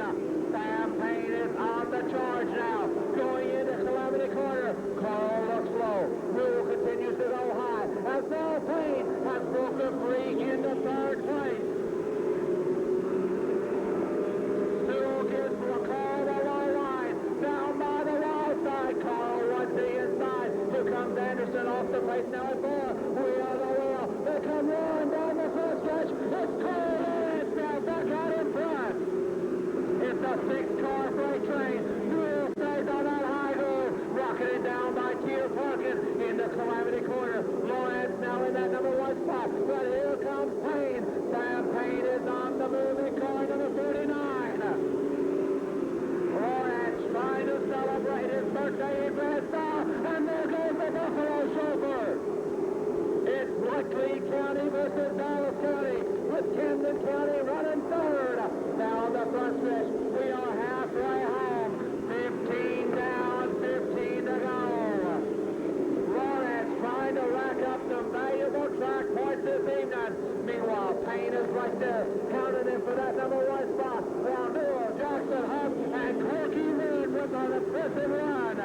Corky Wynn now out of Lebanon, Missouri, and watch Payne rocketing down by the back straightaway into Calamity Corner. Payne low, Lawrence on the high side, coming down the line number 17. It's Lawrence by a cooling. The Marathon of Lebanon against the mechanic out of Buffalo. Down the backstretch now, the lap car, Jim Garrison, moves to the low side. Cole trying to use Garrison's car as a pick as they come down the lap 18, and Payne makes a bold move.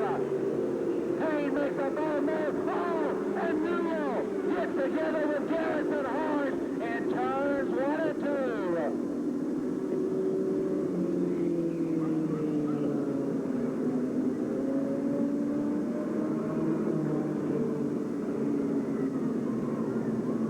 Ben Newell has climbed out of that Samco Transmission-sponsored car number 83, Ronnie.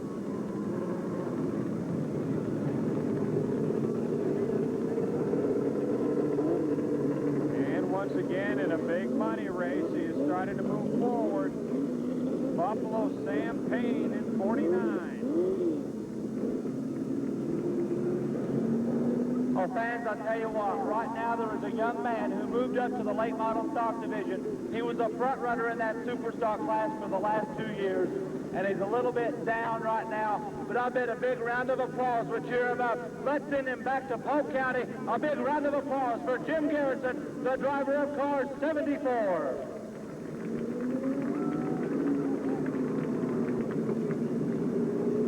And Bob, as we look at a great battle going on up front, my eyes are on this 33 car from Holden, Missouri.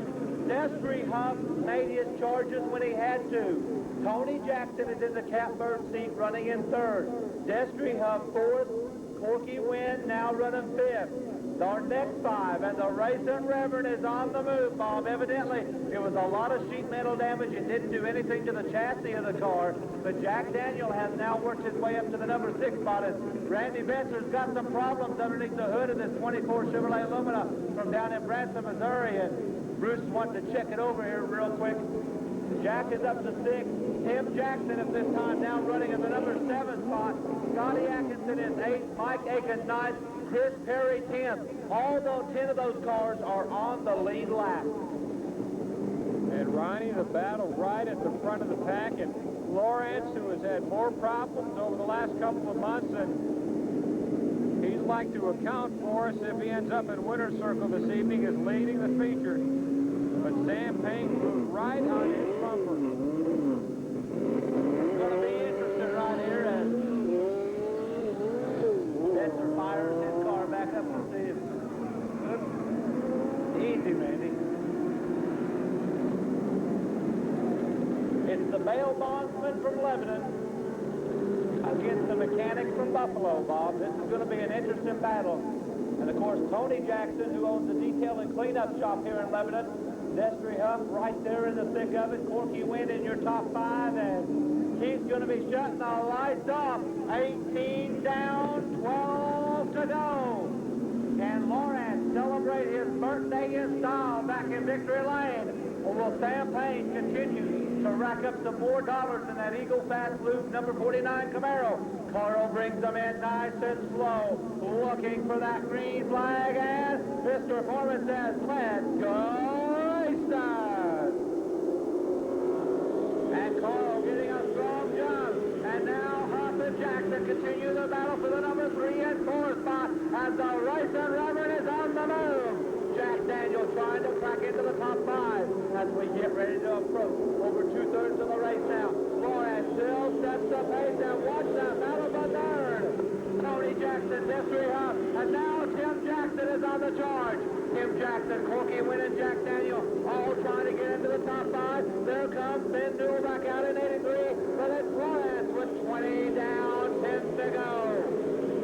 Corky Wynn holding off the Speedway USA late model stock point leader for that number 5 spot as our lead duo of Lawrence and Payne continue that fight for the number 1 position. Lawrence and Payne continue to set the pace, and now the Racing Reverend and Corky Wynn going for that battle for the number 5 spot.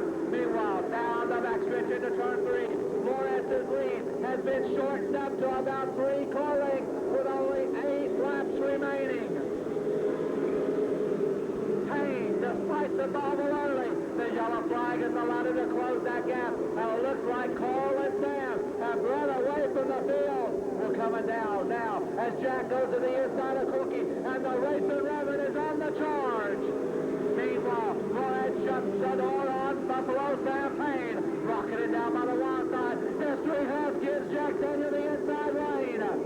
The Fusion machine is on the move up to 4th, but now up front, our lead duo, Carl Lawrence and Sam Payne, continue that upward about the battle, while now Huff drops back to the number 5 spot as Jack Daniel is on the move. Coming down to the 5-lap warning. 25 down, 5 to go. It's do or die now for Money Man Sam Payne. Rocketing down by the wild side. Jack Daniel right now, perhaps the fastest car on the speedway. Daniel trying to overtake third place from Tony Jackson as Lawrence and Payne, the last car of Ben Newell, ahead of our lead duo. Rocketing down by the wild side now. It's the Racing Reverend up to 3rd. Down the front stretch, 27 down, 3 to go. The battle now for that number 1 spot. Payne gaining some ground off the turn number 2. Down the back stretch, Carl gives him that low groove in the Calamity corner. Lawrence shuts the door off of turn number 4. 28 laps now completed. It's Lawrence and Payne. Newell moves to the high side. Ben Newell, let your lead lap cars go by. The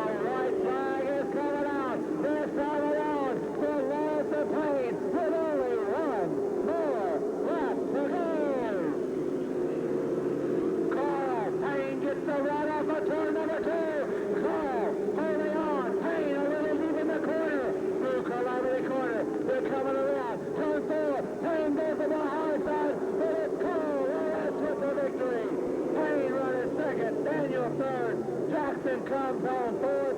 Huff, fifth, Red, sixth, Jackson, seventh. Atkinson, eighth, Perry running ninth.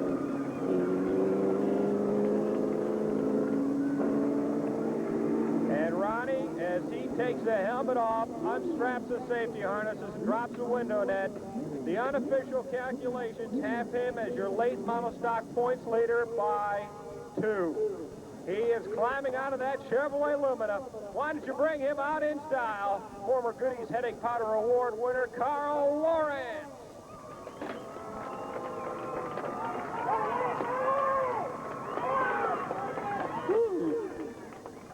Tough one out there tonight? Yeah, that's pretty tough, Ronnie. Gets harder and harder on us old folks. So, folks, first of all, it's been a long while since you had one of these Smash LeMays, hasn't it? Yeah, I've been looking for the fourth one. Now I got it. Now, let's talk about, you told me this evening, when you guys were getting ready to fire the car up last night to check it out, you found a lot of problems with this car. Yeah, I was out of town, and the boys, about 9 o'clock or 9:30, they found that the engine had some bent valves in it. So they jerked that engine out. We put our old spare motor in, and here we are. We're back in victory lane, and you gained some more in the point standing. It's going to go down to that very last night. Well, last week I said if I didn't do better, I was going to give up. Then I remembered what was on the side of my car. It says, don't give up. Don't ever give up. So I got a pretty good starting spot tonight, and it was a hard run. Hard run. Now, next week you get to start dead last. How about that? Well, we're probably going to keep the old spare motor in here and see what happens. All right, real quick now. So I've got them right here. I'm going to lead you through this. Let's talk about your sponsors. Are you ready? I'm ready. Bodie's Cafe, downtown Lebanon, and Country Kitchen, Champion Exterminating, Darrell Deputy, Fisher Studio, Joe's Pharmacy, Leclerc Auto Sales, Carl Lawrence Bonding Service, Martin's One Stop, Swiss Inn, Western Sizzling, Young Signs, and Ronnie, I've got to thank my pit crew, Kip and Todd and Don. They worked till about 2 o'clock this morning to get the car where we could at least have it out here tonight. Happy birthday, Carl. Yeah, thank you very much. Ladies and gentlemen, celebrating his birthday in style tonight with a feature win. Let's hear it for driver car number 92, Carl Lawrence. And, of course, he'll get the trophy and get the picture. Ronnie, these are all unofficial calculations at this point, but we got ourselves another great late model stock feature next week. And here they come for 30 times around. Fans, our Grand American Late Model Feature. As the cars and stars of the Pacific Coast region rolling out, led out by that Leclerc Auto Sales pace car. Greg Robertson will head him out in car 02. Mike Montag in the 73 machine. Row number 2, Tim Clarendon in 14. And the Budman, Steve Shive in 51. The third row, Paul Wallen in 13. And Rapid Roy Chisholm in 57. Row number 4 is Justin Joe Walsh in car number 99. And Brian Daniel in car number 52. The fifth row, the Richland Bullet, Bob Webster in car 25. The his outside, the Black Bandit, Tim Gittemeyer in car 68. Row number 6, our lady driver on Ladies Night Out here at the Speedway from Cuba, Missouri, car number 70, Yvette Eichelman. To her outside out of Springfield in car number 35, Steve Holt. The next row, second in the point standings in car number 11 is Archie Griffin. And to his outside, another member of the Gateway Connection in car number 3, Coach Showalter. The next row, out of Joplin, Missouri, the 18-year-old Charger in 2X, Jamie McMurray. To his outside from Tulsa, Oklahoma, the $9 car of Bill Boyd. And starting 17th, the Pacific Coast Regional Leader in car number 75, Larry Phillips. As our Leclerc Auto Sales pace car pulls it back to the infield, he's going to let him heat up the Hoosier Asphalt Racer tires.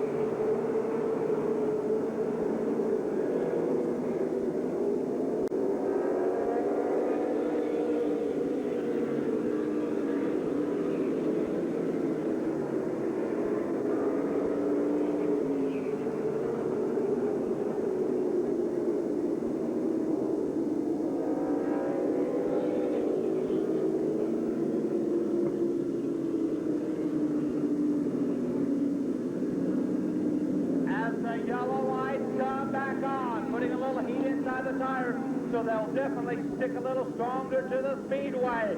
He's up on the front row. Greg Robertson, some strong runs out of California. To his outside is Montag. Swearingen and Shive. Keep your eyes on the Budman out of St. Peter's. The lights are now going off. Wallen and Chisholm, Walsh and Daniel. The Bandit back with us in car 68 and Webster. Eichelman and Holmes, Griffin and Showalter.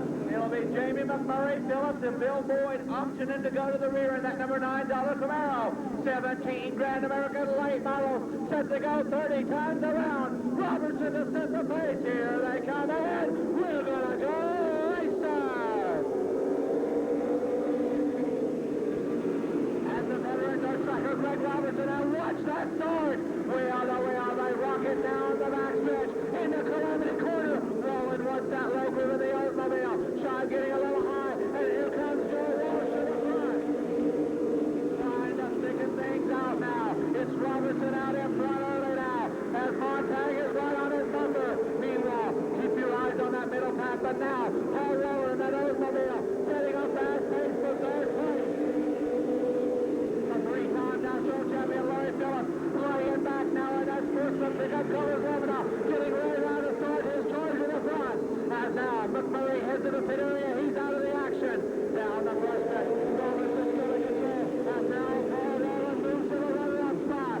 It's Robertson out in front, Wallen now running second, Montag third, the Budman Shive fourth, and Joe Walsh rounds out your top five. Clean and green in the early stages of our late model feature. Now Webster and Brian Daniels start their charge. Here comes Walsh and Shive, and watch Wallen. Paul Wallen trying to move up a little higher from his 7th place start in the Pacific Coast region. Now Walsh and Shive, members of the Gateway Creation. Wallen now hammering down low. Wallen gives a nudge to Robertson, and there goes the Oldsmobile of Paul Wallen. We're heading for lap number 6 as you look deep in the pack now. Griffin and Phillips, the top two in the point standing, still back in the middle. Paul Wallen, that O'Sullivan Furniture Oldsmobile, and now Shive starts to make his move. Phillips now trying to make his passes with some fast gas in front of him as Wallen misses the field of lap number 7. Brian Daniel makes the move on Montag. The Bandit and Lurie going out of the position in the middle. Now Wallen, by radio communications, knows that red and white number 75 car is on the charge. Wallen, Ron Robertson too, but what a battle for the boys out of St. Louis as Steve Shive and Joe Walsh continue to battle it out for 3rd and 4th. Brian Daniel is now on the charge, running 5th. Webster 6th, Phillips now running 7th. Staying clean and green. Wallen stretches it out to half a straightaway lead. Wallen, your pace there. Robertson still in second. As Phillips and the Richland Bullet, Bob Webster now sided out for that number 6 spot. Wallen getting ready to encounter the lap car, Bill Boyd. Phillips now looks to the inside of the rookie driver, Brian Daniel. We're a third of the way home as Daniel and Walsh continue their fight back in the middle. Wallen with a big lead.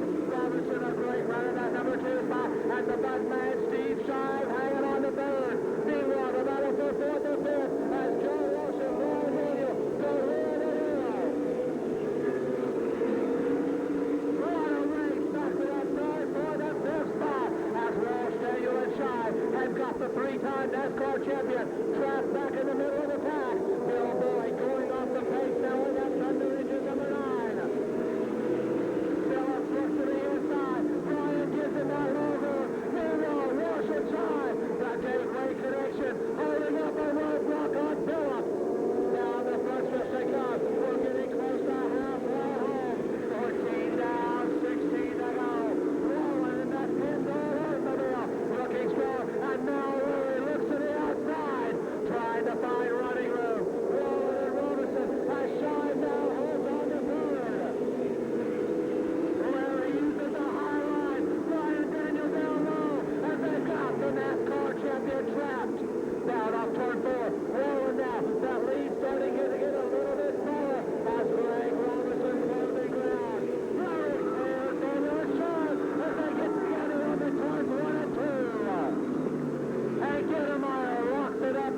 car 68 to avoid the spin.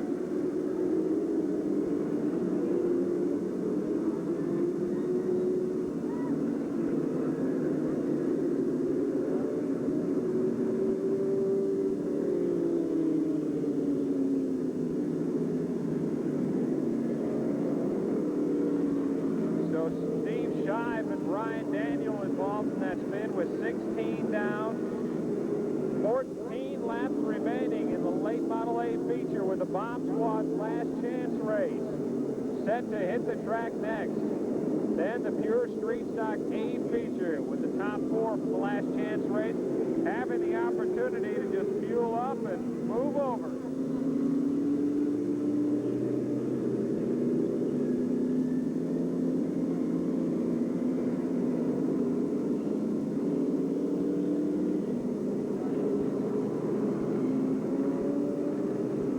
Patrick Webster, please come to the tower, please. Patrick Webster, please come to the tower. We've got ourselves a good lineup with 14 laps remaining in the former Rookie of the Year and the O'Sullivan sponsored car 13 of Paul Wallen, leading California, Missouri's Greg Robinson. And it took him some time, Ronnie, but the three-time national champion has fought his way through traffic. The yellow being rolled up. The green will come back out. Will this be the third feature win of the season for Paul Wallen at the I-44 Speedway? He's got Greg Robertson hot on his heels, and Larry Phillips, who started 17th tonight, has now worked his way up to third. Walsh, fourth, Webster now running fifth. Kiddemeyer, sixth, Griffin, seventh, Chisholm, eighth, Holt, ninth, Montag rounds out the top 10. A tough break for Shive and Daniel. Here we go, the lights are off, and the green is out. We're back to race in action. Phillips tries to the inside of Greg Robertson, making the slide down low. Well, now Kiddemeyer tries to make his shot, and Montag is off the pace. Providence Mike Montag in the Sam Shuttle trucking Beretta, now out of the action, but being rolled up front. It's rolling. Here comes Phillips on the move. Rolling to the high move. There goes Larry down low, and in a flash down in Calamity Corner, Phillips makes the pass. Rolling now, cruising to the back of it, and Kiddemeyer and Griffin get together off of turn number 4.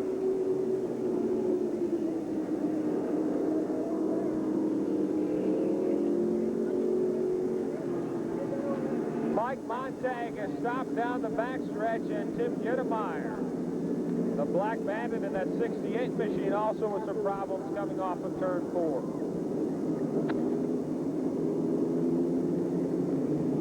"17 laps down on the Ozark Coca-Cola scoreboard, 13 laps remaining. As Montag will get a push in car 73 and head to the high side.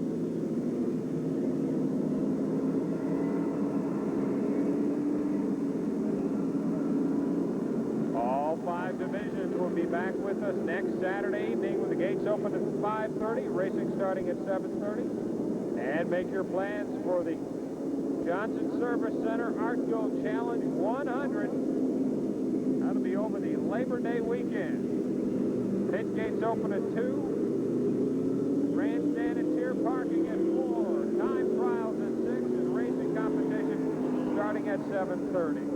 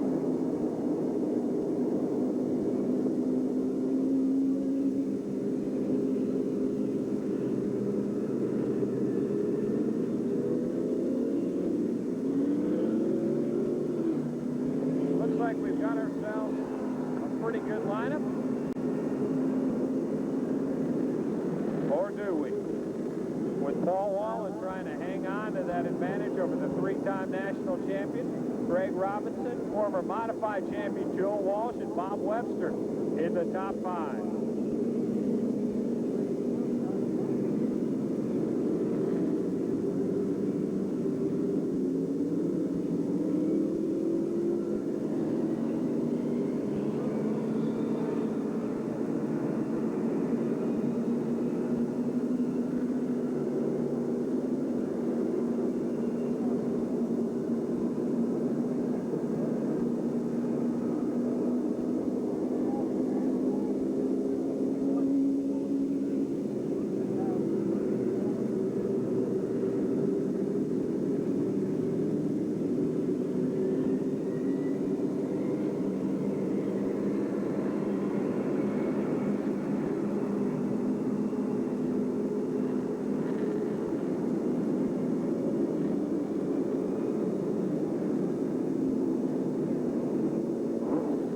We've got 17 down and 13 to go.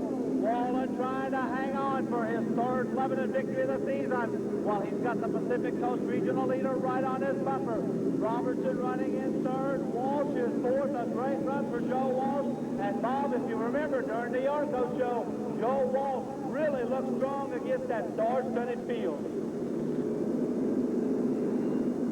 Ronnie, the Arco Show going to have the support classes with McGinn as the bomb squad, the super stock. And we've been telling you all night long how tight that late model stock points battle is. That will resume next week and continue with the Arco Show over the Labor Day weekend. Here we go. Mr. Foreman will be shutting the lights off this time around. Quick rundown on your field as Griffin heads in the pit area in car number 11. He's going to be out of the action here for the rest of the evening. Wallen, your pace setter in that Oldsmobile. Phillips in the Lumina run a second. Robertson in the Camaro third. While now Joe Walsh looking for a top 3 finish. The lights go off around the high banks of the I-44 Speedway. And some great battles all the way through the pack. Keep your eyes on Gittemeyer in that 68 car. He'll be trying to charge to the front to get back into the top 5. Here we go. It's a 13-lap shootout. Wallen brings them in easy, and the green is out. We're back to race in action. Rory makes the restart. Wallen's going to make the move down low. Down by the wild side. It's a bumper-to-bumper tag. As Larry Phillips and Paul Wallen go at it at over 110 miles an hour, with Phillips now climbing the top spot. Webster and Walsh continue their battle for third and fourth, and the Richland board and the young man out of Benton going at it, hammer and toe. Wheel to wheel, Walsh and Webster. Wallen, Phillips and Wallen 1 and 2. And now Joe Walsh by half a car length. Joe Walsh and Bob Webster. Walsh a little bit deep, does a great job of maneuvering that 99 car as he now lets Webster go by. Coming down the front stretch is Phillips and Wallen, while the battle is now back to the number 3 spot. Gittemeyer trying to charge into the top 5, and the Bandit is on the move. Up at turn 4, Phillips trying different lanes, and it looks like the car might be a little bit on the loose side here this evening. Wallen holding on a second, and now Greg Robertson trying to get a top 5 running. While Gittemeyer and Shine continue to rock it back through the pack. Down the front stretch is your lead trio of Phillips, Wallen, and Webster. Walsh fourth, and now Robertson out grabbing Roy Chisholm spot on his heels for the number 5 paying spot. As we head with 23 down, 7 to go. Webster doing a little dirt tracking in turn number 4 as they start to single it out. But right now, keep your eyes on Gittemeyer. He started dead last on this restart. It's already picked up 5 to 6 cars. While Phillips stretches out that lead. Watch the battle for this between Greg Robertson and Roy Chisholm. Now Steve Holt joining that 3-car parade train. Gittemeyer trying to get up. Can the Bandit sneak another top 5 here as Murray continues to dominate the Pacific Coast region? The 5-lap warning has now been given. 25 down, 5 to go. Phillips still in control. Wallen now trying to hang on to that number 2 spot as Webster holds on to third. Joe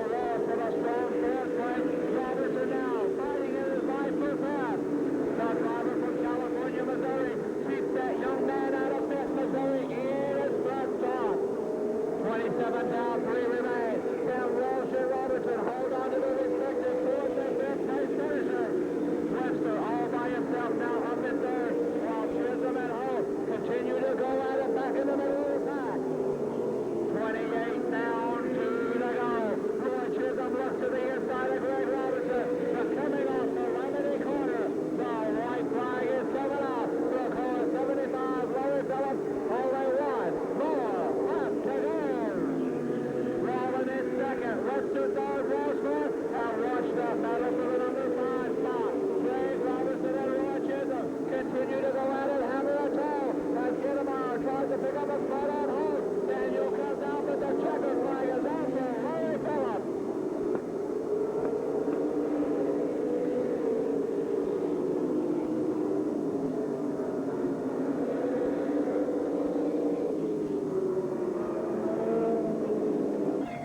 He has essentially a perfect score in the Pacific Coast region, and Ronnie, he has yet another victory in the Ozarks. Here comes a 3-time national champion and track points leader, Larry Phillips. Well, got a little hairy out there. Well, let's you take the earplugs out there, Larry. Got a little hairy out there in the early part. That was some great racing in front of you, wasn't it? Yeah, just some good racing, and everybody trusted each other, and we had a good time, and I'm sure it was a good race for the people. Real good race. The fans were loving that. First of all, got a steak dinner from Ashley Mays, and you're kind of collecting an assortment of those, aren't you? Yeah, we're going to go over there and eat that place out of house and home someday. Let's talk about that Johnson Service Center Artgo race. It looks like you're going to get that Pacific Coast region already locked up here as we wind down the Winston Racing Series. Are you concentrating on that Artgo race right now? Because this is definitely what you call your home track.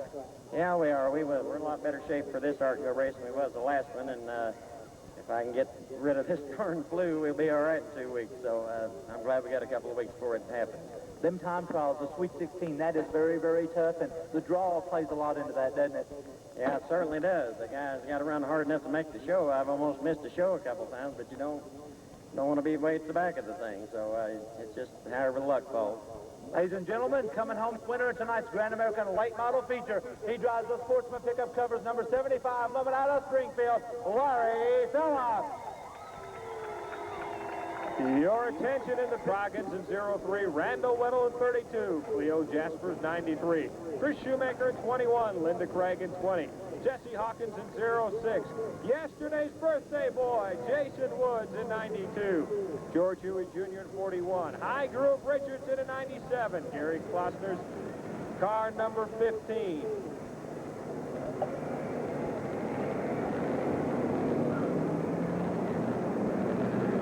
Spanky Weiss in car number 11, Terry Holtkamp in car number 2, Larry Pruitt in the 02 machine, Mike McMullen in 28, John Colton in 94, Mike Benson in 23, Teresa Holiday in 18, Rocky Rash in 77, Rick Oliver in 12, Darren Weaver in car 7, Darren Red in car 89, the 51 machine of Howard Shoemate, and the 14-car Stacy Hall, and starting shotgun. Last weekend's feature winner, currently second in the track point standings, Robert Reed. And the wrecker is not eligible, but the lights are off. Hammer to set the pace as they hit Calamity Corner. Keith Foreman of the Bomb Squad, 15 times around. Let's go racing. And Hammer will take your lead as they hit turn 1 for the first time. 15 times around the high banks of the I-44 Speedway at 4 wide. Hammer, Jasper, and Scroggins, they're 3 deep hitting Calamity Corner with Craig, Wood, Shoemaker, and Huey now in the mix. Down the front stretch is Hammer, Jasper, and now Scroggins up to the number 3 position. With 1 lap down, 14 laps remaining for the Bomb Squad as they duel and dice for position. It's Hammer, Jasper, Hawkins, and now Jasper challenging for the lead. Headed off at turn 4. As Reynolds gotten sideways, as has Hawkins, and that's going to bring out the first caution flag of the evening.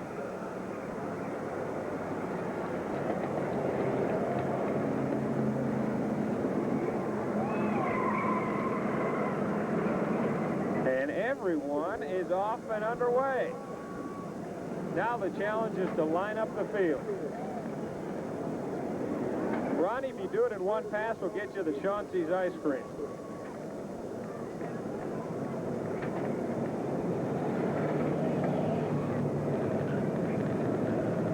And Bobby Hammer with a flat tire on that 90 machine, so he's going to take that back to the pit area. That gives the lead to Cleo Jasper in car 93. And you can see the way that car is rocking back and forth. Bobby Hammer the second with a flat tire. So see if the crew can't get that changed before he goes down a lap.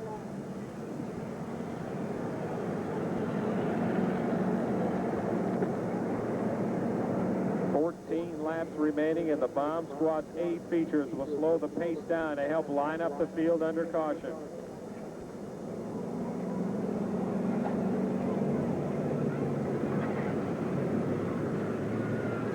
Cleo Jasper, who has won a couple of heat races this year, but has not tasted victory circle yet in a main event, will lead the field.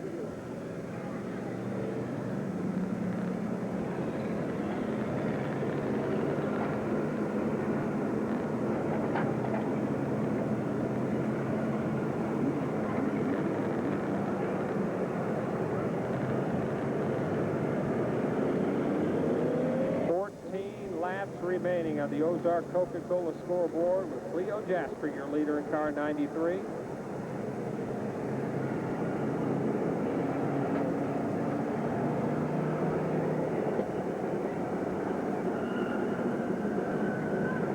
As the field will make its way down the front stretch. Boy, nose to tail halfway around the track.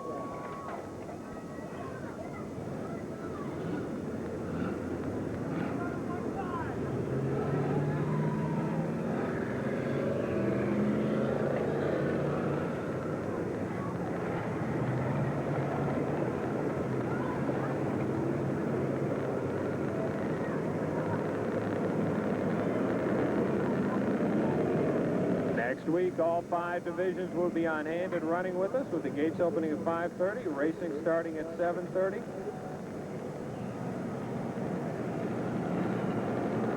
Pure Streets and the Super Stocks running extra laps at Speedway USA on Friday. And the red flag will come out this time around to slow down the Bomb Squad, bring them to a stop. It'd be easier to line them up under the red flag situation.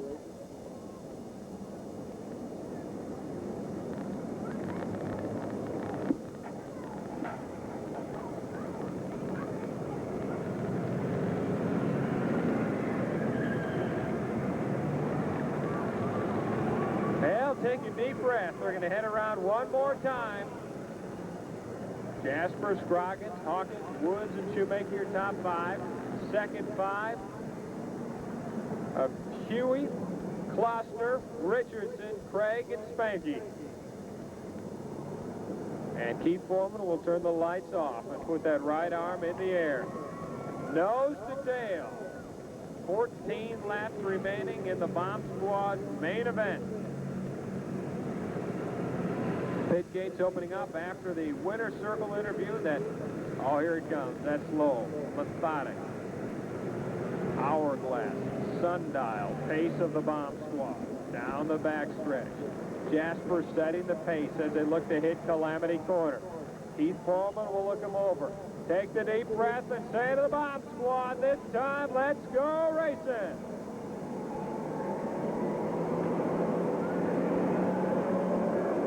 Jasper, looking for win number 1, will take the lead down the backstretch as Huey is moved by Shoemaker and Kloster. But it's Cleo Jasper with about a 7-8 car length advantage over Don Scroggins with 2 laps down on the Ozark Coca-Cola scoreboard. Jasper led a race for the first 8 to 9 laps of Bolivar earlier this year, but the car started to give way, but now starting to pull away, heading out of Calamity Corner. But Kloster on the move in car 15 up to the number 3 spot. 3 laps down on the Ozark Coca-Cola scoreboard. It's Jasper 1. As Weaver and Shoemaker head to the pit. It's the 93 car of Cleo Jasper with about a 20 car length advantage over Jason Woods, but Gary Kloster now on the move in car 15 as Hawkins and Reeves are both pulled down low. So both will still collect track points this evening, and for Reeves, those are huge, as track points leader Spanky Weiss is now running in the number 5 position. But it's Cleo Jasper in 93. As Jesse Hawkins sends to the picking car 06. Jasper coming in and out of Calamity Corner and down the front stretch. We'll have 6 laps down, 9 laps remaining on the Ozark Coca-Cola scoreboard. Jasper dialing the back stretch in 93, looking for win number 1. The battle, though, is for second, with Woods and Gloucester taking it side by side.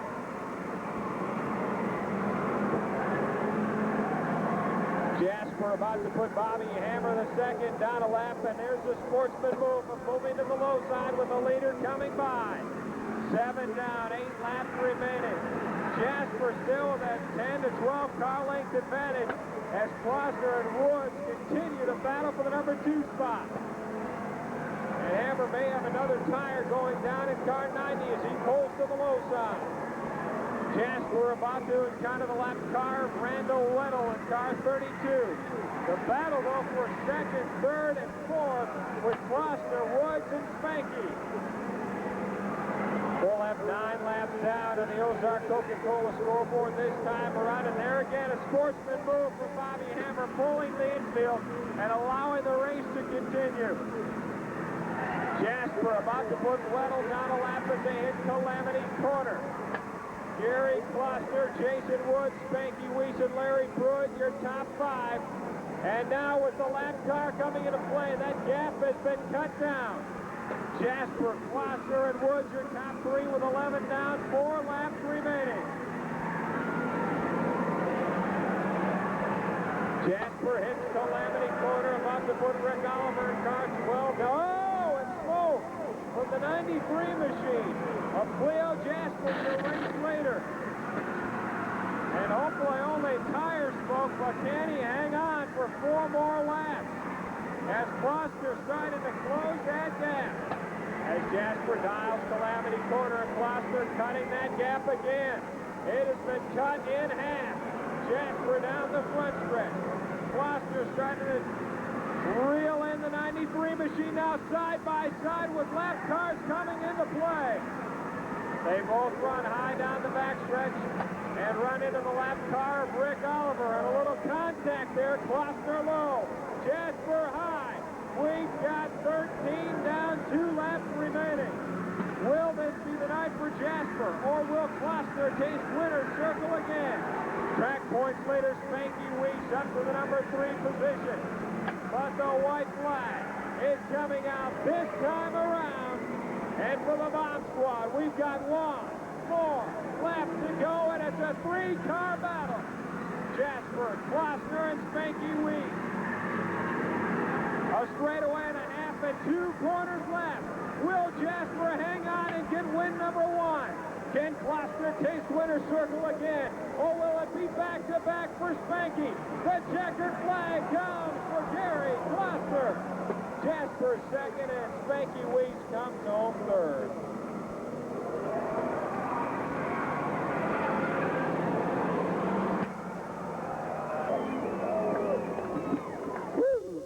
Trying to make things exciting or what?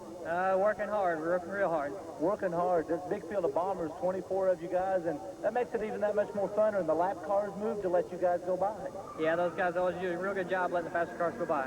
Real good. You know, you had Spanky back there. Jasper was smoking a little bit, and I've seen you take a wild ride by the wild side down there trying to make an outside move. Yeah, you just got to go wherever you can pass. I mean, you got some slower cars, and you just got to find a line and run in it. Moving up a little bit more in the point standings. I know you're looking at Bolivar also, but what were the goals when you started this year? Let's talk about that, and then how you're standing right now. Are you happy or you're a little displeased? Nothing but happy. You know, last year we had a pretty rough time of it. Took us a long time to figure the car out, and never were real competitive. But this year we got it lined out, and I'm just real happy. Let's talk about those people that put a little money into the car for these flying advertising billboards that you got. Okay, start out, we got Charlie's Pawn and Gun on the trunk. We got DJ's Package, John and Doug Williams Installation Service, John's Firestone, Key Sport Shops, Richard's Auto Sales and Salvage. We got Larry Davis Heavy Duty Truck Parts, Pump Handle Snack Shops, and Ray's Tire. And it looks like you got a new design of hats and shirts you're selling down there, too. Yeah, we got a new design, got a little checkered on the bill, and the Ford Racing emblem on the front. They're only $5 a piece, so you guys come on down and buy a few. Ladies and gentlemen, I'm going to give them another steak dinner from Ashland May. Is that a good place to eat? Oh, it's great. Actually, I've still got the other certificates. I'm hoping I can take my whole crew there sometime. They're the ones that get you here, aren't they? That's right. My family's behind me 100%. They've been with me through the good times and the bad, and they're always there for me. Ladies and gentlemen, he's going to head down to the tech bar now. Tonight's Bomb Squad feature winner in the Ford, number 15, Gary Klossner. Racing action Friday at Speedway USA. Bomb